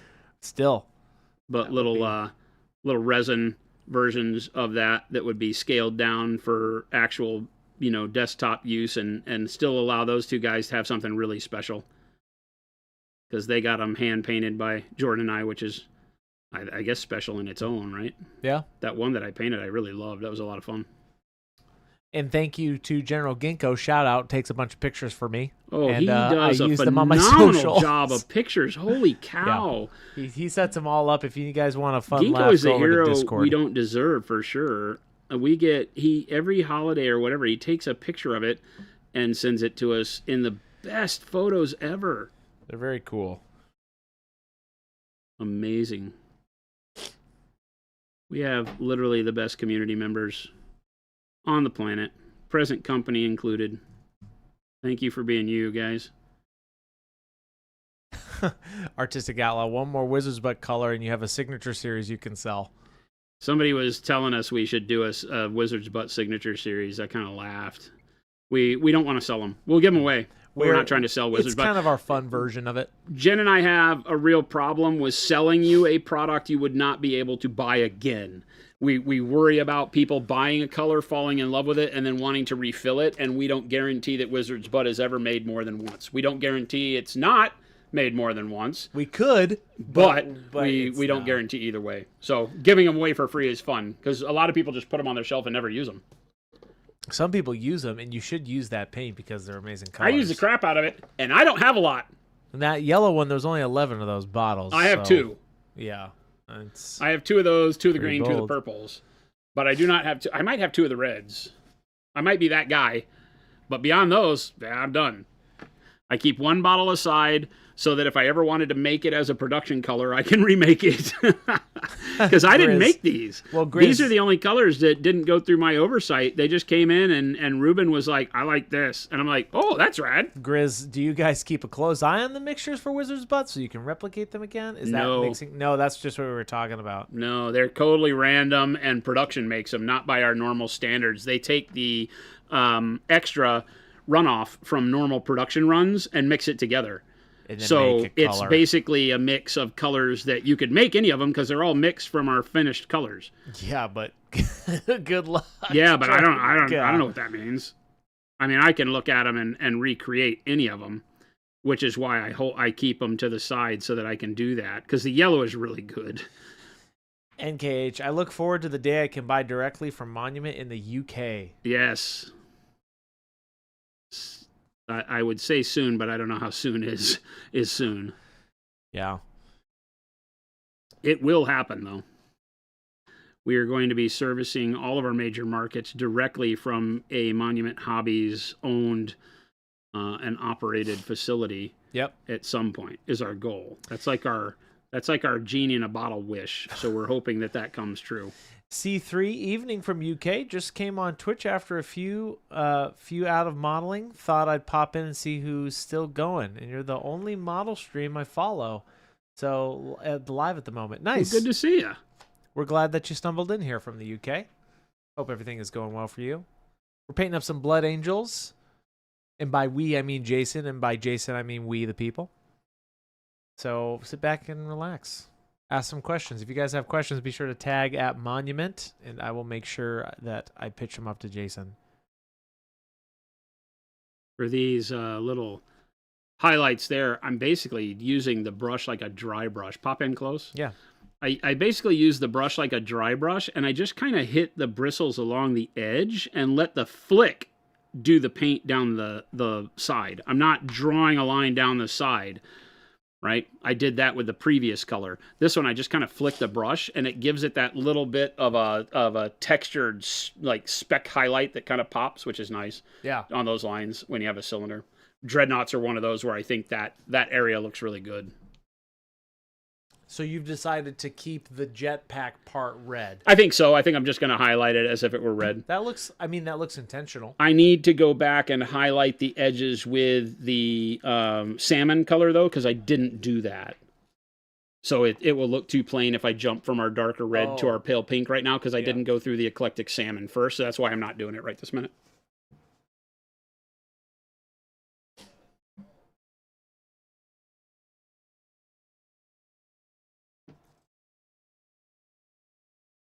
Hope everybody had a wonderful weekend. It is Monday. Yep. C3 says, Dread looks so nice, by the way. Thank you. Yes. Yeah, this is one of 2 of these Incendious jump pack dreads for the Studio Blood Angels Army. I love being able to say the Studio Blood Angels Army. That way I can write it off on my taxes. Yeah, I just finished, late last night, I finished my 4 leaders for my Horus Heresy army. Nice. Now I just have to finish the rest of the army. That's fun, right? Now I just have to do the rest. Finish the damn owl. My friend Chance has finished the prints, or most of the prints, and he's back up and running, printing.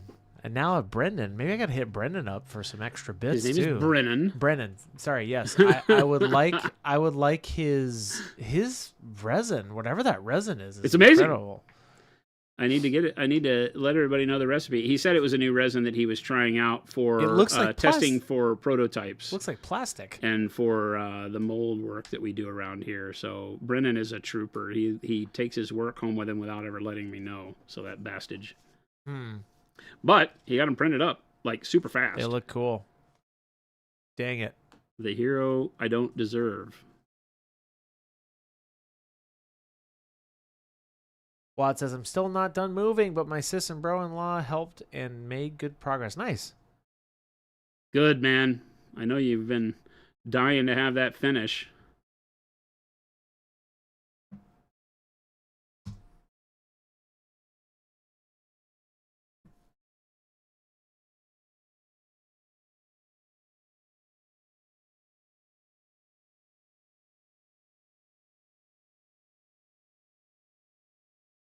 Suncaster said, this is my Friday. Excited to get home and paint tonight. Sweet. Awesome. Be sure to throw it in our Discord. Show us what you're working on.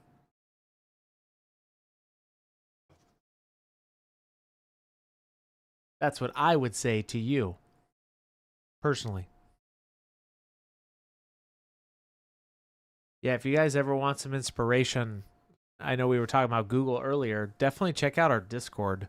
If you're not already a part of it. Tons of good stuff on there. I get in there and I'm like, oh, shoot. I need to catch up. Yeah. Tons of amazing artists in our Discord. The September challenge, the OSL stuff, you guys are crushing it. I took a sneak peek. Cheater. I'm allowed to cheat. Jason won't do it, though. Jason won't cheat. But I check it out because you guys also tag me because that's a requirement. So I do see it every time someone posts. Yeah, you're kind of inundated with the notices. But that's okay. I don't do a deep dive into those. I just take a glance and I'm like, whoa. Suncaster, y'all, I'll be working on the catapult troll. Nice, cool. A lot of people getting those. Yes, next month I think we're gonna do October. I think. For our October challenge. I think that would be fun. That's what people keep telling me. No, not you. Oh. You could do orcs if you want, but I have a great orc model that just showed up. You're on a mission. Yeah. But I do have a good orc bust. Oh. Kenneth the Red. So, let's see, here we go.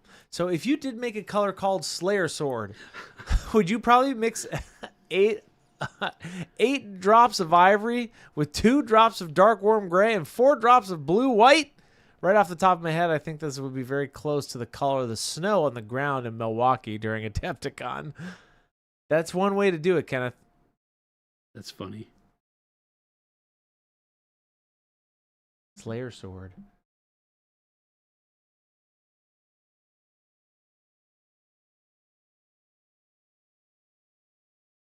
Ryan says, I'm not sure how to phrase this since I'm not asking for you all to plug another company, but is there other mini brands that you like that have a larger scale than Warhammer? I'm waiting to find something just a bit bigger to practice on that's still more traditional full-size character instead of just a bust. That's a great question. There aren't a lot of larger scale full figures until you get into like repainting things that I know of. There may be people in chat that have better ideas than me. Most of the stuff comes off of like My Mini Factory, people like White Werewolf Tavern, Archvillain Games. You can find people all across Etsy that have resale stuff for them. I don't know about them anymore. A lot of the bigger ones stopped doing retailer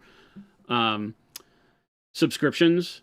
But they have good models that typically will come in like, the 75 mil and greater type stuff, like this, something that is, dreadnought height or taller, but is an actual individual figure.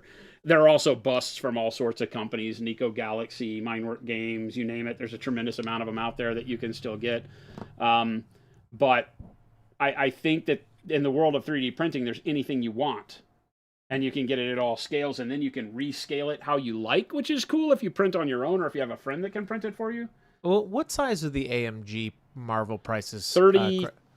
30 30 mil, 35 mil, something like that range. Yeah. The Shatterpoint and the Marvel Crisis Protocol are a little bit bigger. Yeah. In scale. Yeah. But not tremendously bigger. I still consider them to be wargaming scale. They're like Primaris Marines. What is your opinion on Saturnine units in Horus Heresy?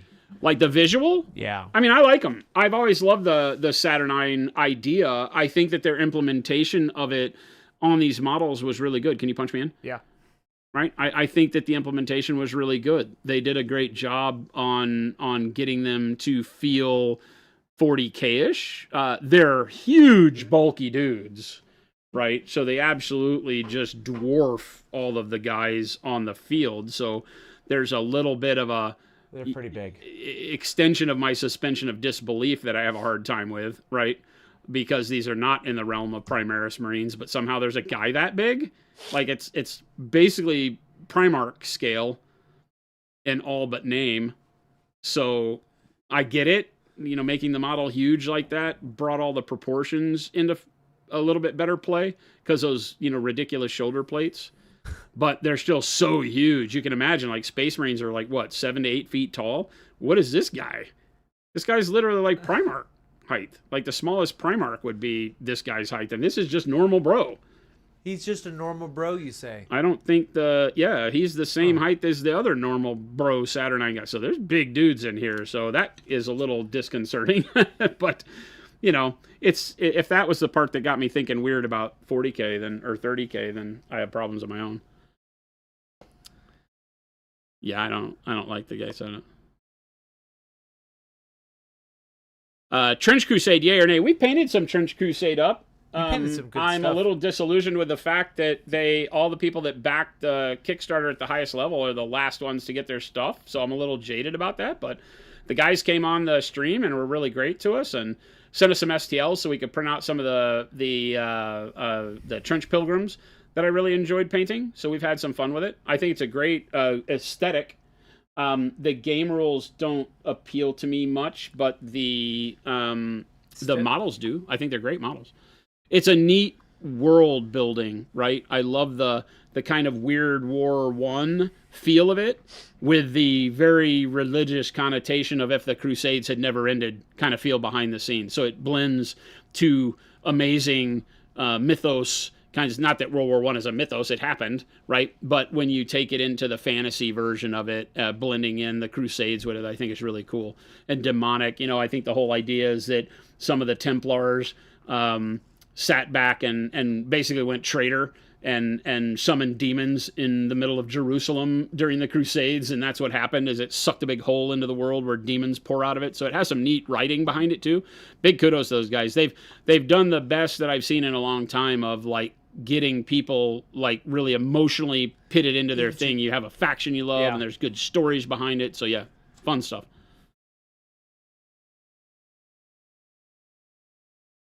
Yeah, exactly. The Primarchs were not but like a couple of heads taller than normal Marines, like the tallest of normal Marines in the books. They've gone back and had to kind of retcon, in theory, those to where they've made the Primarchs be like doubly high in the models and stuff, which I think is silly, but...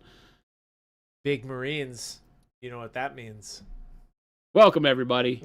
Is that the cue? No, I was just saying because my Thunder Warriors are not that big. And now that I'm reading these, now those Terminators, now the Saturnine guy, those are big. What's that? This guy is he is a penitent, right? Yeah. That has given his life for the faith. To be strapped on the shield is his penance, and they're happy to do it. And it gives some benefit in game of like taking the first wound this model would suffer and not suffering it because it goes to the guy on the shield. But he's all busted and strapped. He's basically like racked on the shield. Wild. And he bangs people with it because the shield is his real weapon. The mace is his secondary weapon. Oh. And the shield is the primary weapon. Huh. So he literally bashes people with the shield. He's a walking church. It's basically a dreadnought, right? Nice. But inside is like like it's like an Iron Maiden, and inside is a guy who the hooks impale his body, and he's in utter pain on the inside of that, driven to madness to fight. Yeah, the story is gruesome. It draws a lot from like 40K, the same kind of thing that they would do with 40K, kind of grimdark stuff. It's been around for a long time, though. Trench Crusade's been, I think they've been doing the rules for about, Jesus, a long time, 5 years or more. Long time. It's just now seemed to got like its steam. Yeah, and they kept it a free PDF downloadable for the rules. So kudos to them. They've done a lot of really good stuff. They have big poops, yes, Mo. Mo, they have them. That's right. That shield bro is your favorite dude in all of Trench Crusade. The guy on the shield or the walking church carrying the shield? So he's an Emperor's Children. Oh my gosh, yes. Flagellants and masochism.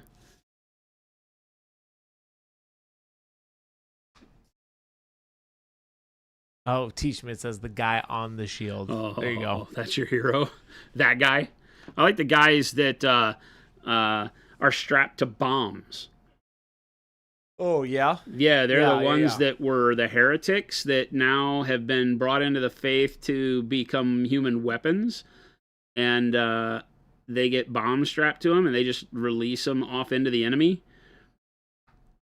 And if they don't die, then they come back and do it again.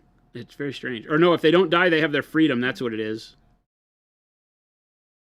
They're given freedom if the bomb, for some reason, doesn't go off and kill them.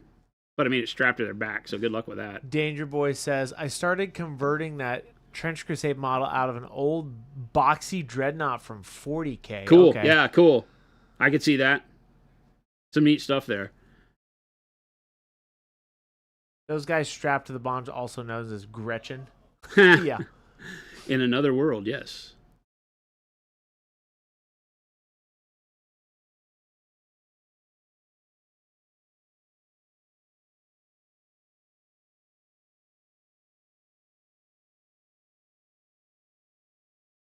On the dark side of the model, I don't want to put too much brightness, but I do want to pull some detail out.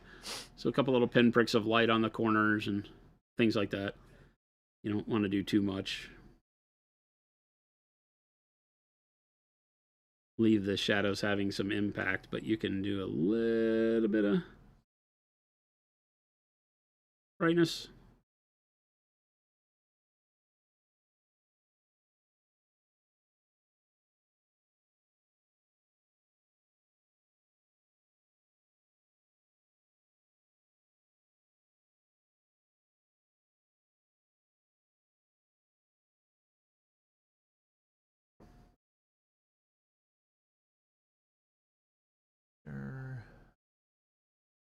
All right over there? Yeah, I was making sure I didn't miss any questions. Tell them to type it again. Chat moves fast sometimes, Maybe folks. We're not intriguing trying to put miss the your questions, wares. so feel free to tag Chris at Monument Hobbies again. Yeah. We'll get to them. There are the unfortunate think few we're that good. get Yeah, I think we're caught up though. missed every now and then because chat buzzes past before we catch it, or I'm too busy. Usually it's because I'm too busy talking nonsense. And Chris is too nice to interrupt me. Well, no, there's some good points there though, right? I let you fly, right? Really answer the question. Any idea what your shipping times to Canada are? We have a lot of retailers in Canada. We always suggest you look at the store locator and try to find a retailer closer to you so you don't have to deal with that, because right now you're getting dinged with customs fees. Time is anything from, days to weeks, depending on how customs treats your area and such. We are making a big shift in how we handle worldwide sales and opening offices. We just got our Canada incorporation complete. So we are now Monument Hobbies Canada as well. And that will be coming out with more really cool stuff for you throughout the end of the year. But until then, we have a network of retailers up there like Fenris Workshop and people like that do a great job at making sure you can get all of our stuff more local to you and not worry about all the shipping costs. Canada Post and the U.S. Postal Service have had a rough time with trying to track the tariff situation, and I know we've had horror stories of people being like, it showed up and I owed $100, so we don't like doing that. Yeah. For a while there, I think we turned shipping to Canada off from the U.S. site completely because we just didn't feel like customers were being taken care of by Canada Post in that deal. Right. Jason, how do you pronounce this name right here? What am I looking at? Do you guys believe Perturabo.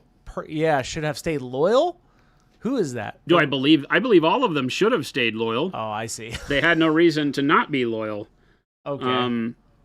I think that Lorgar and his crappy little babies from their chaos world created a bigger stink than was necessary, but that was their goal. Yeah.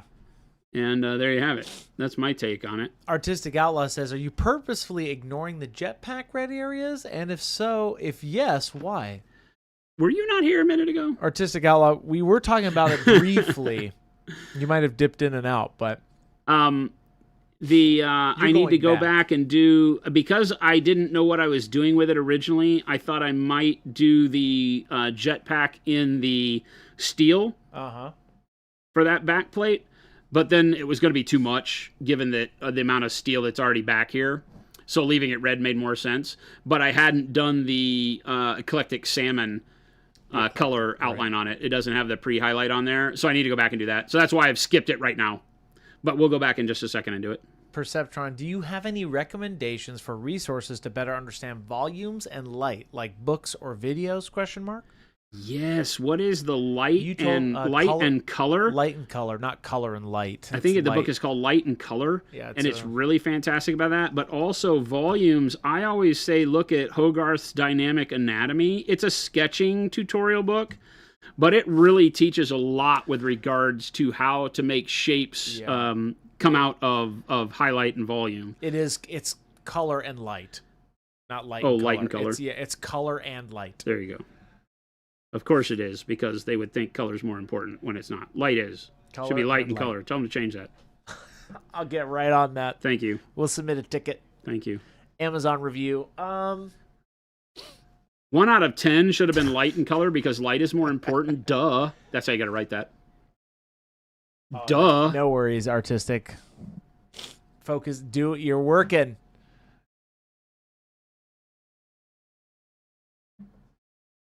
Yeah, we'll get to it in just a second. Does anyone go out to get a certain paint, get back home and realize you got everything else but not the one you went out for? Yes.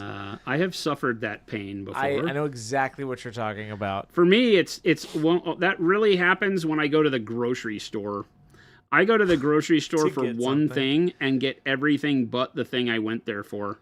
It happens always. Yeah.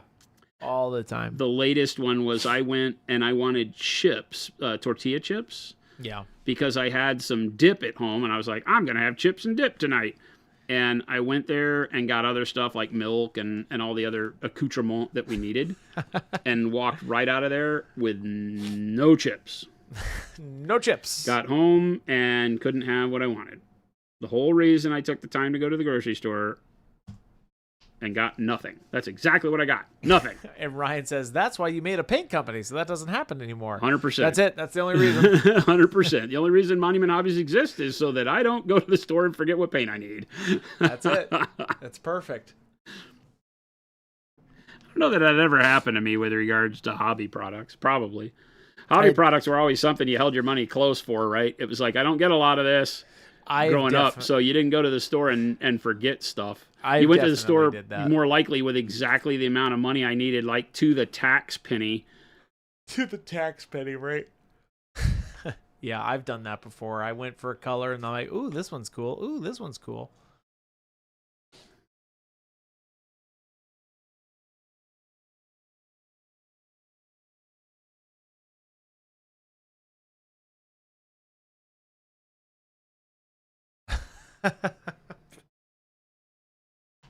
First off, that's why I take a list. Second, that's why I live within walking distance of a bodega. That's funny. Do you trade to the UK supplement third-party stores? Question mark. Yeah. Yeah. Element Games and Occam Distribution handle our distribution in the UK. Oh, artistic. This is also a good one. I'm looking to get into scratch building terrain and bases, and I'm having a hard time finding bits and bobs local in the U.S. Do you all have any experience or suggestions on sourcing these things? Bits and bobs. I think if you go to eBay like jewelry findings on Etsy, you'll find more crap than you can imagine. Yeah. Go to Hobby Lobby or Michael's and go to the area where they do the miniature doll houses and the flower stuff. They got garbage you can't imagine there that is very useful stuff. And then, of course, balsa wood and plastic pipe and things like that. If you can find a place, an art store that has the architectural plastic, the stuff that they service architects that build little models. Yeah. They have all of the plastics that from like Evergreen. Is it Evergreen Plastics? They come with like I-beams and H-beams and various types of sheet plastic that you can use to bust up and make tiles with.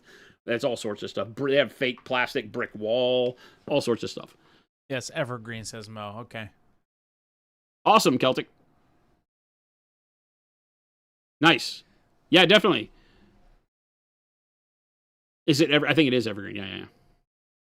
Cheap printer and take it apart. Bits and bobs forever. Also true. Yeah, all sorts of random crazy electronics. You can old VCRs you can take out and have gears and metal plates and pans and stuff like that. The hardware store has all sorts of little trinkets and stuff you can use. Yeah, that's the T-Schmidt. The stuff in the jewelry section is called findings. That's the term they use for that. And it has like gears and internals of watches and all sorts of crazy bits and bobs. You can use it directly from the bottle, Dan. Yeah. Yeah, Dan. You can thin it as well. When I spray, like these models have been sprayed with no thinner for any of the colors except for the highlight color, which is this kind of salmon-y pink. That's the only color I thinned. All of the Payne's Gray, which is a dark bluish color, the dark plum that's in between, and the reds have all been sprayed straight out of the bottle. And you don't see a lot of spotting or texture. They work really well. We're here in Arizona where it's super dry. I sprayed about 22 PSI. But you can thin as you want with various mediums and water. For sure. Do you recommend? Do you have any recommendations on thing to use a spike to put through a drilled out skull for kit bashing? Yeah, Okran says, what scale? Yeah, I think scale, right, would be the thing. At small scale, you can get those little decorative nails, the little brass nails that have the rounded head on them that you would like hang. They're like tacks almost. You can get those and cut it, and because it has a round spot on it and then a sting. I use those as ways to do spikes and wood all the time. They're like teeny decorative nails. So any of the Canadian retailers stock the Mega Color set. The Mega Color set is only available direct from us, but The Mega Color. Okay, so the Mega, that's a good one, because the Mega Color set is at a bigger discount than any other of the things. It is a single promo thing that we only do on the site. But retailers will typically be able to discount all of the, because all the Mega set is all of the sets put together plus the 3 washes on top of it. Plus I say all of them. Washes, None of the signature sets. All the base color sets. So the base set, the expansions other than transparents, and then the 3 washes. And it gives you 69 colors. And you can go to most stores. We uphold our own MSRP pricing, except on that one product, and that one will give you a pretty big discount. But you can generally go to stores and get, like, I don't want to say, because I don't know if they'll discount it for you, but most stores will discount up to 10% on all the sets and give you a pretty good deal. 80% humidity that changes something when airbrushing these paints. Yeah, yep. That changes something when airbrushing this paints with Procro? Yeah. You can thin it with a bit of water, but you don't have to use much other than that. Our paints are ultra matte finish, and you have to be careful that if you have any type of problem with nozzle or needle on your airbrush, the ultra matte paints will show that problem quicker than any others, because they will skin over on that paint really quick, right? Mm-hmm. So you just have to be careful with that too. I'm always telling people, if you have an issue with airbrushing our paints, your brush is not clean enough. 100%. No, Aussie Jedi. No difference for Noosh. We just updated the lids. Correct, Jason? Oh, yeah. No, from a product standpoint, yeah. we just, at one point in time, the lids were all black from the primers. And at first, we just had glazed wash medium, and it was black. Yep. And then we came out Noosh, and Noosh for the first run was black, and people got them mixed up, right? Yeah. Because they look exactly the same. It's a clear, milky-looking liquid in a bottle with a black cap, and the labels look very similar. So we changed the lid color for all of the varnishes and mediums. There's red, blue, clear, black. That might be it right now, right? Yeah. So they all have different color lids now. White, right? Black, white, red, blue, and clear. All 5 of them have different color caps, so you can keep them visually discernible on your desk. But it's never changed in its makeup.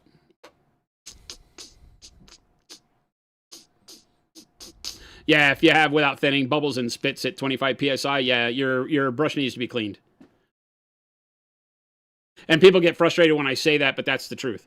There's nothing about the paint. Our paint actually has a longer dry time than, like, what we call a longer open time than any other paints. And airbrush is better, but it is matte finish. And if there is any burring on the inside of your airbrush, any dried paint that other paints might not care about, because most other paints are very satin, and that does create a different flow to them, that if there's any inconsistencies on the inside of your airbrush, the matte paints, as you spray them through, will grab onto that, and after a little bit of spraying can start sputtering and clogging. So give it a really good soak and clean. Goblin, where you coming from? Shipping's $150. You live on the moon? Yeah, where are you coming from? The moon? Because if you're based in the EU, we also have an EU store. Yeah, Monument Hobbies EU. Yeah, but let us know where you're based out of. That is us, by the way. We have Australian at $150. I would think it was. You live on Cadia? The planet died before the guard did, son. Canada. Yeah, we have lots of stores in Canada, Goblin Twink. Yeah. Check out our store locator. A lot of the stores are listed on there. Fenris Workshop, Magic, I forget who in Vancouver. We got a lot of stores up there. And you can email support if you don't find a store close to you. Email support, because all of those stores are through our distributor, and our distributor gives us all the information to put on the store locator most of the time, but there might be stores closer to you that aren't in there yet. All over Ontario, a few in Quebec, you name it. We have stores all over Canada. So your shipping would be a lot better. You may have to like contact them and say, hey, I'm looking for this, and they'll order it in for you, but yeah. You can get anything you want up there. Oh, show. Especially with today's climate, and being able to ship stuff to Canada gets tougher and tougher and tougher. T. Schmidt says, Jason, what do you soak the airbrush in? I know certain chemicals can damage the non-metal parts like the O-rings. I mean, I just use water. You just clean it out often with water. Yeah, like we every don't session. use any soaps. If I have to, I will use a little bit of like Simple Green or a soap like that. We use. You don't like using like isopropyl alcohol, right? No. Because that dries it out. The O-rings? Yeah, I mean, I just have never enjoyed the way it cleans. Okay. But the Simple Green, you know, some dish soap or something like that works just as well. So very easy to do. Paul saying, what color is the Trench Crusade machine? What color is what? Your Trench Crusade machine that you showed earlier. Oh, it's done with the same method that we have on the rusty metal underpaint. Chris will get you a link to go check the video. Yeah, here's a short. I'll send you the short here. It's a fun way to paint dirty metallics because it lets you get that kind of rusty undertone without a whole lot of work. Makes it super easy. It's all just dry brushed on there.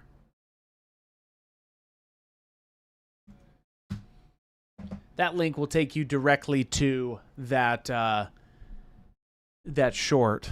And I paint, you know what's interesting going off of that? I paint like that with a lot of different things now.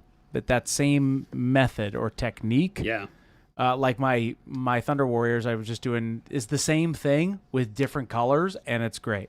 What's links? The links are from YouTube, Forsaken Painting. So those links that I put in there, like this one, right there, that is the short that Jason is talking about with that specific technique.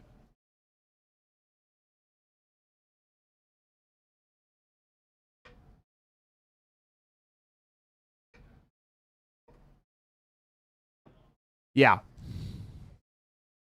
Yes, the troll workup, that rusty metal, it is awesome technique. Once you start that, you won't go back. It's a great way to paint if you can remember that everything I teach you about technique is, I say everything, most things that I teach are about the technique, not the color. Yeah. And so when you put that into practice, you'll see that is one of the big ones that, you know, being able to do that has nothing to do with being limited to just the rusty look. We've done it with verdigris. We've done it with blue under silver. We've done it with non-metallic paints and metallic paints. It's just a great way to get a very quick undercoloring. Yeah. And it's I know that sounds so simple, but that really had to click for me. I know that's kind of weird, but I had to just try it with other colors to see how well it did. Yeah. With other colors. Like, I know that sounds dumb, but for me... No, it doesn't sound dumb. Yeah. Remember that when we're taught things, sometimes we can limit the teaching to just what it is we're watching. Yeah. Like, okay, he just painted blue. Now I know how to paint blue. When in reality, when you're here on this stream, what we're doing is teaching you to paint. Whether or not it's blue or red or whatever is irrelevant. I don't think in terms of having color being very important. You'll hear me say it all the time. Color is the least important part of painting. And I'm not trying to be, weirdly divisive when I say that. It's just the truth. Once you learn how to paint with light and volume, every color is easier to figure out. And hence, everything I show you can be done with any color, right? We paint from dark to light. Yeah.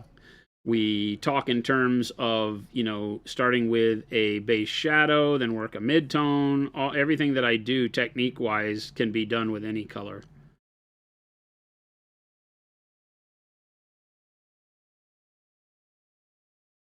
Oh, Goblin Twink, you said the nearest store is 10-hour drive away, probably cheaper to pay than to shipping.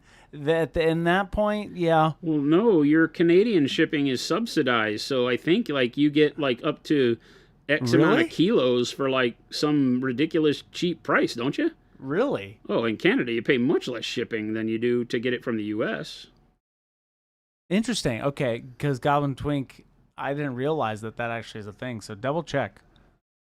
Yeah, I'm pretty sure, unless, Canada Post goes on strike all the time, so things could have changed, but in general, it's always cheaper to have it shipped from across Canada to you than to have us ship it. Painting Bites, yeah. My name is Christopher. The guy that reads the question, sorry about it, Nays, at some point do you do painting? That'd be cool. Every once in a while I'll get up there. Jason and I have talked about like him walking me through a couple techniques. Yeah, we really want to do, and I think you guys would benefit from another kind of education thing where Chris gets up here and tries some of the things that we could do show non-metallic you all metal the time, for sure. And get him out of his comfort zone. I think that would be a really good thing. Yeah.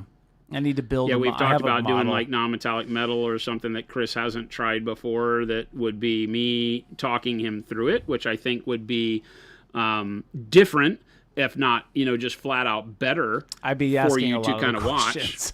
Yeah.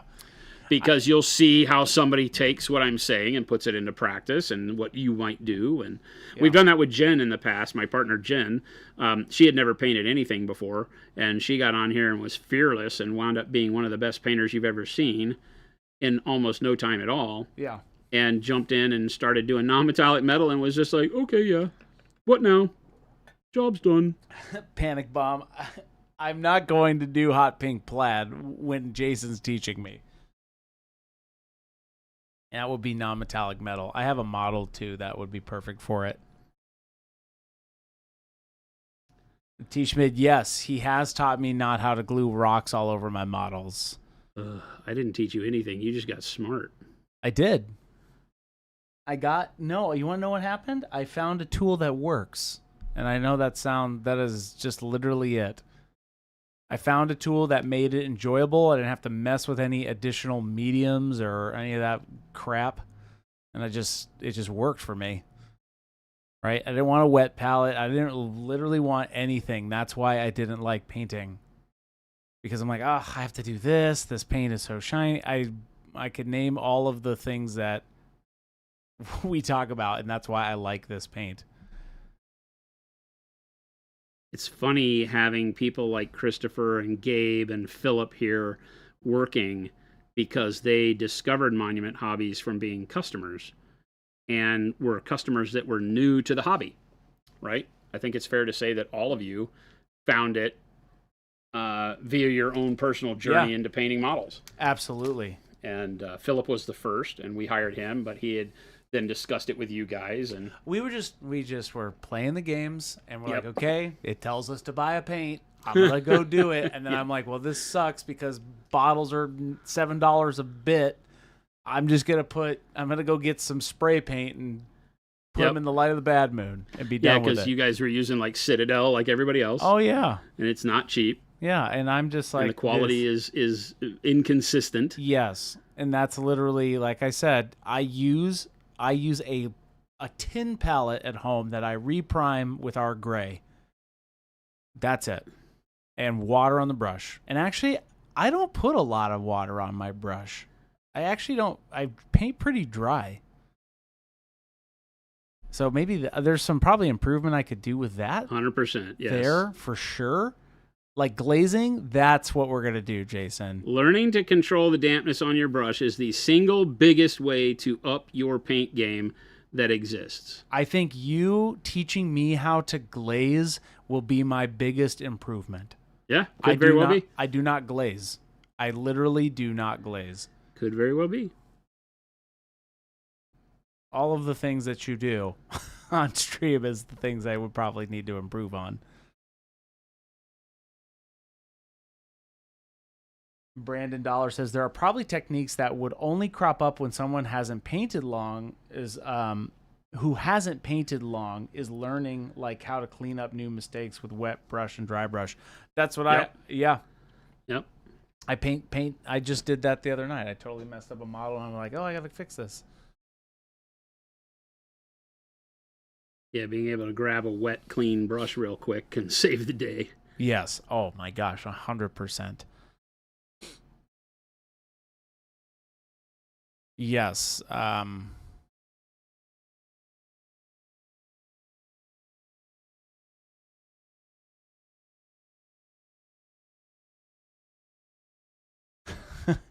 Yeah, I could probably benefit from learning how to really do filters and glazing. Definitely non-metallic metal.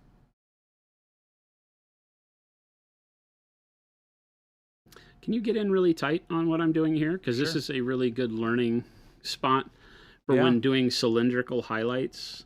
Notice how I've got the highlight along the top edge of these. Then I drag a little line along that, and then just kind of down the side. You can see where I've done the lighter salmon color. Yeah. And then I just kind of dot and teeny weeny horizontal stripes along there, rather than doing a line from top to bottom. So what was this called again?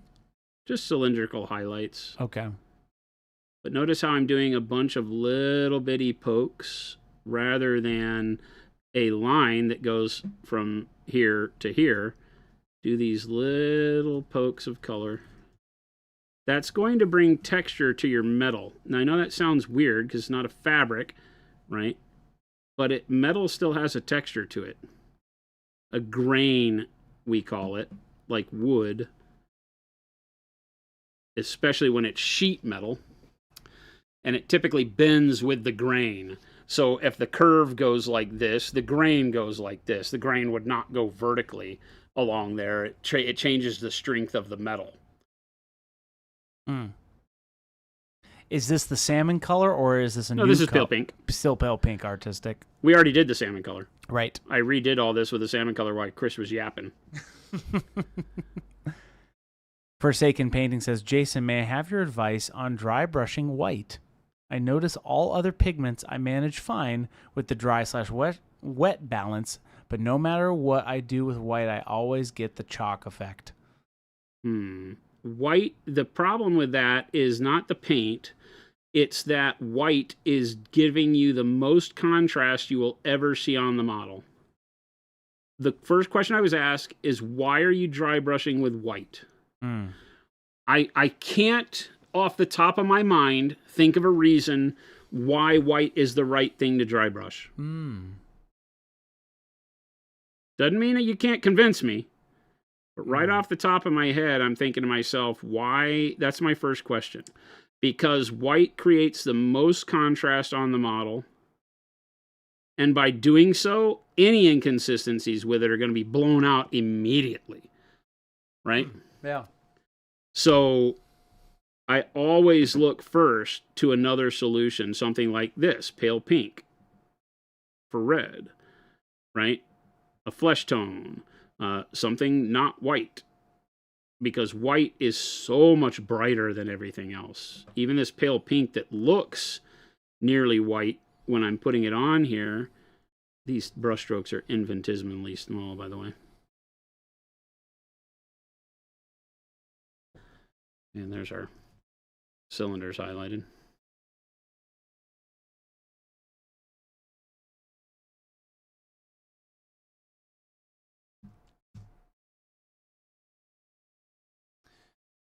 Nerdhalla rating with 41. Nerd Hollow, what a great name. We're just about to wrap up. We're going a little late.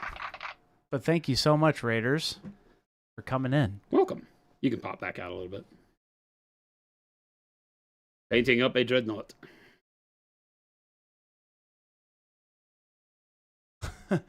Chris gives a thoughtful when Jason talks detail. Welcome in, Raiders. Thank you again for that raid. Really appreciate it. The stream went well. Welcome, everybody.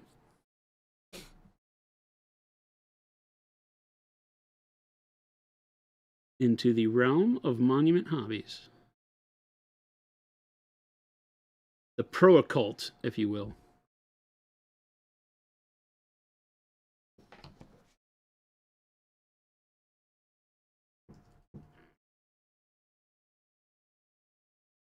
Nerdhalla says, happy Monday, friends. Hope you're having a good day. I'm painting an orc, barbarian, magical. Nice. Nice. Painting way too many blood angels.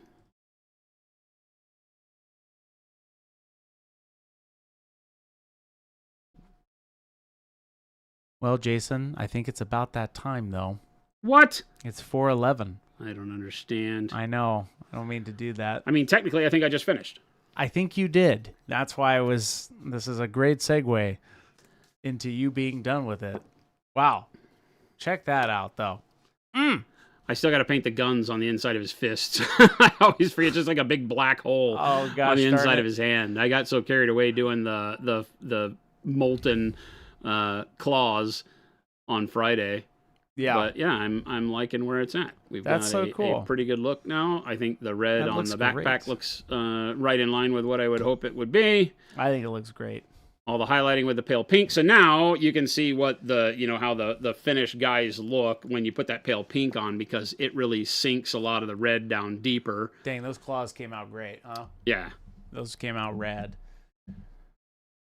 Yeah. So very happy with how the Army's turning out. I do love the workup. I know I say that a lot, but I do. Chris loves that workup. I do love the workup. Chris loves that workup. I do. There we go. I feel like my gold needs to go a hair brighter on this guy. On this guy? Yeah, because you see here my on gold, your yeah. Points out just a little bit brighter. I was thinning my bright pale yellow a little too much on the dreadnought, I think, so I can go one step brighter on him. But other than that, I'm very, very happy with it. That'll work. And now I only have 62 more dudes to paint. 21 of which are at least based in red. Wow. Hey, what are you gonna do? There's so many guys. So I'm super excited though. It's looking. I am great. going to redo the Sanguinary Guard. They are no longer Sanguinary Guard. They are Praetorian Command Squad. So all the non-metallic gold suits that I did, I don't have to do anymore. Oh, so you're gonna reprime them? I gotta reprime them. Yeah, I gotta reprime them. They won't be non-metallic gold head That's to all toe right. anymore. These guys, even though they have the sanguinary heads on them, I'll be repriming these guys and not doing them in gold. Hey, that's all right. What are you gonna do? They'll Nothing. be in various reds and blacks now. You're using an orange for edge highlights. The pale pink that I used here gets you close to white for that shine, if you want the shine on the edge, and it looks good, to give that kind of dimension to it. The color that I mixed was our orange red with warm flesh, and it makes this salmony pink. It's a little bit more red than just a regular pink. This is a great one. This is all of the highlight that you see like on that area, these brighter areas is all that salmony color. Once you put the pale pink on the model, you can't really tell where the salmon is anymore. You still see a bright to dark, but it doesn't stand out as being this pink. Yeah. Notice how it's the same exact color, but when you outline it with the pale pink, it recedes into being a red again. When it's the brightest color on the model, it shows you its colors of pink. When it is surrounded by another bright color, even in his hair thin lines as the pale pink is on the model, it retreats back into a more red. It follows the physical manifestation of the fact that any bright color makes every color around it look a little darker. So the brighter you go, the darker everything else seems. Yeah. The darker you go, the brighter everything else seems. And this is that teeter-totter you can play with to avoid ever having to go to white for your brightest highlight. A lot of people have been asking through this process, hey, I'm doing something in red. I don't want to use pink as a highlight. What do I do? Paint darker shadows, because then your bright red can be your highlight and look like a highlight. It looks like a brighter spot on the model because you went way darker in the shadows. You don't always have to put brighter highlights on. You can put darker shadows on. I use bright pale pink, or the pale pink. That's what we've been doing this whole time. Yep. Pale pink. Just straight out of the bottle. It's a great highlight for red. And if you don't like the pink, you don't want it to look like shiny red, you can use the pale pink and then glaze a little red back over it, and it just becomes a really bright red highlight. For things like fabric, you can still use the pale pink on there, just glaze red back over it, and it'll knock it down so it doesn't look like it's reflective, but it's really good. Cool. Reprime Jason, only on those. Reprime Jason. I can't afford Sanguinary Guard. They're 25 points higher than the Praetorian Guard, and the Praetorian Guard actually get one more attack for the same unit. So it was all a points thing as I redid my list. Yeah. I dropped the Thunderhawk, so. Yeah, it pushes to the midtones. Yep. Exactly. Pepto pink, as you call it. Yeah, exactly. You want to keep things from being pink on top of red, but you can still use pink in the right way, and it looks pretty good. I mean, same on this guy.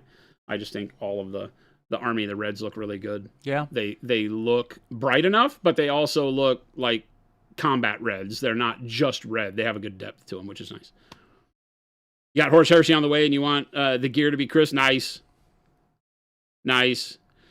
Uber macro, the Thunderhawk will still be in the Army. Just on this first list that I'm building, it doesn't fit. It's 685 points of not really useful. When I look back through the rules, it doesn't have the assault keyword. So that's what I was hoping for. The only thing that has the assault keyword at that size is the Mastodon, which I also have a Mastodon. But it doesn't really fit the theme, right? Like, why would a Mastodon carry a bunch of jump troops? A big tank? They gotta be in a... I feel like they got to come from the air. My whole list is jump packs. Yeah. So I wanted the Thunderhawk because it let them come from the air. But there's no assault flyer that carries enough dudes, right? There's the Storm Eagle or whatever it is that's smaller, but I think its capacity is only 20 or 18, something silly like that. So I can't even put in like a full squad of 10 dudes because the 10 jump pack guys take up 20 slots. So it's like they planned this. Yeah. It's almost like they wrote the rules so that you can't charge with jump pack guys on turn 1. Oh. Bummer. Right? Bummer. Yeah, exactly. It'll look great in the cabinet. And I have a lot more guys. I have like ground-based guys and stuff, so there could be an addition to the Blood Angels that includes the Thunderhawk for other reasons or stuff. I also have a whole Iron Warriors army that just showed up in a box today.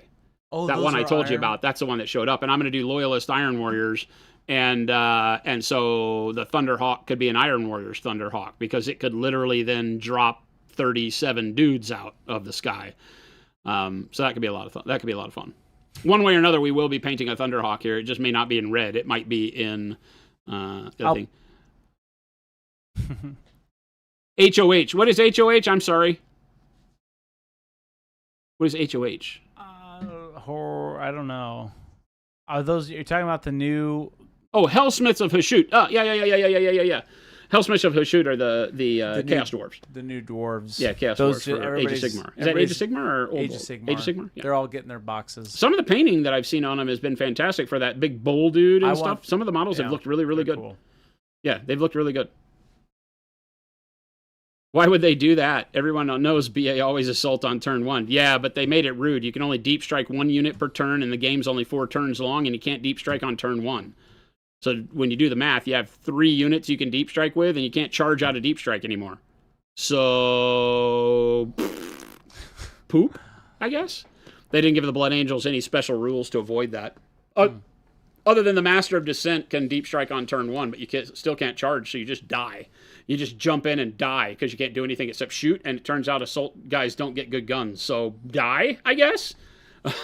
It's just horrible. So I was like, whatever. Yeah, the Golem is insane. Well, everybody, thank you so much for hanging out with us. Remember, we do this every day for free, Monday through Friday, 2 p.m. to 4 p.m. Monument Standard Time here in lovely Phoenix, Arizona from Monument HQ. We'd love to see you back. So if it's your first time here, please hit the follow button or the subscribe button if you're over on our YouTube channel. Remember, we do lots of education. You guys keep the stream running with great questions. We've been able to handle a lot. If we did not get to your question today, come back again tomorrow. It's what we do. So we'd love to see you back. So have a wonderful evening. Make sure to check out all the links. MonumentHobbies.com for the store here in the States. MonumentHobbies.eu for the store in the EU. As well as the FLGS link, which will show you the local dealers in your area around the world who sell our products as well. So we'd love to have you check them out. They keep the lights on and the air conditioning going so you can make friends and hang out and hobby in public spaces. It's awesome. So thank you so much. Stick around. Chris is going to find us somebody to carry this raid and amazing energy off into the night. Hopefully you find some more good hobbying, show some love in the chat we wind up in, and we'll catch you back here tomorrow. Adios, gang.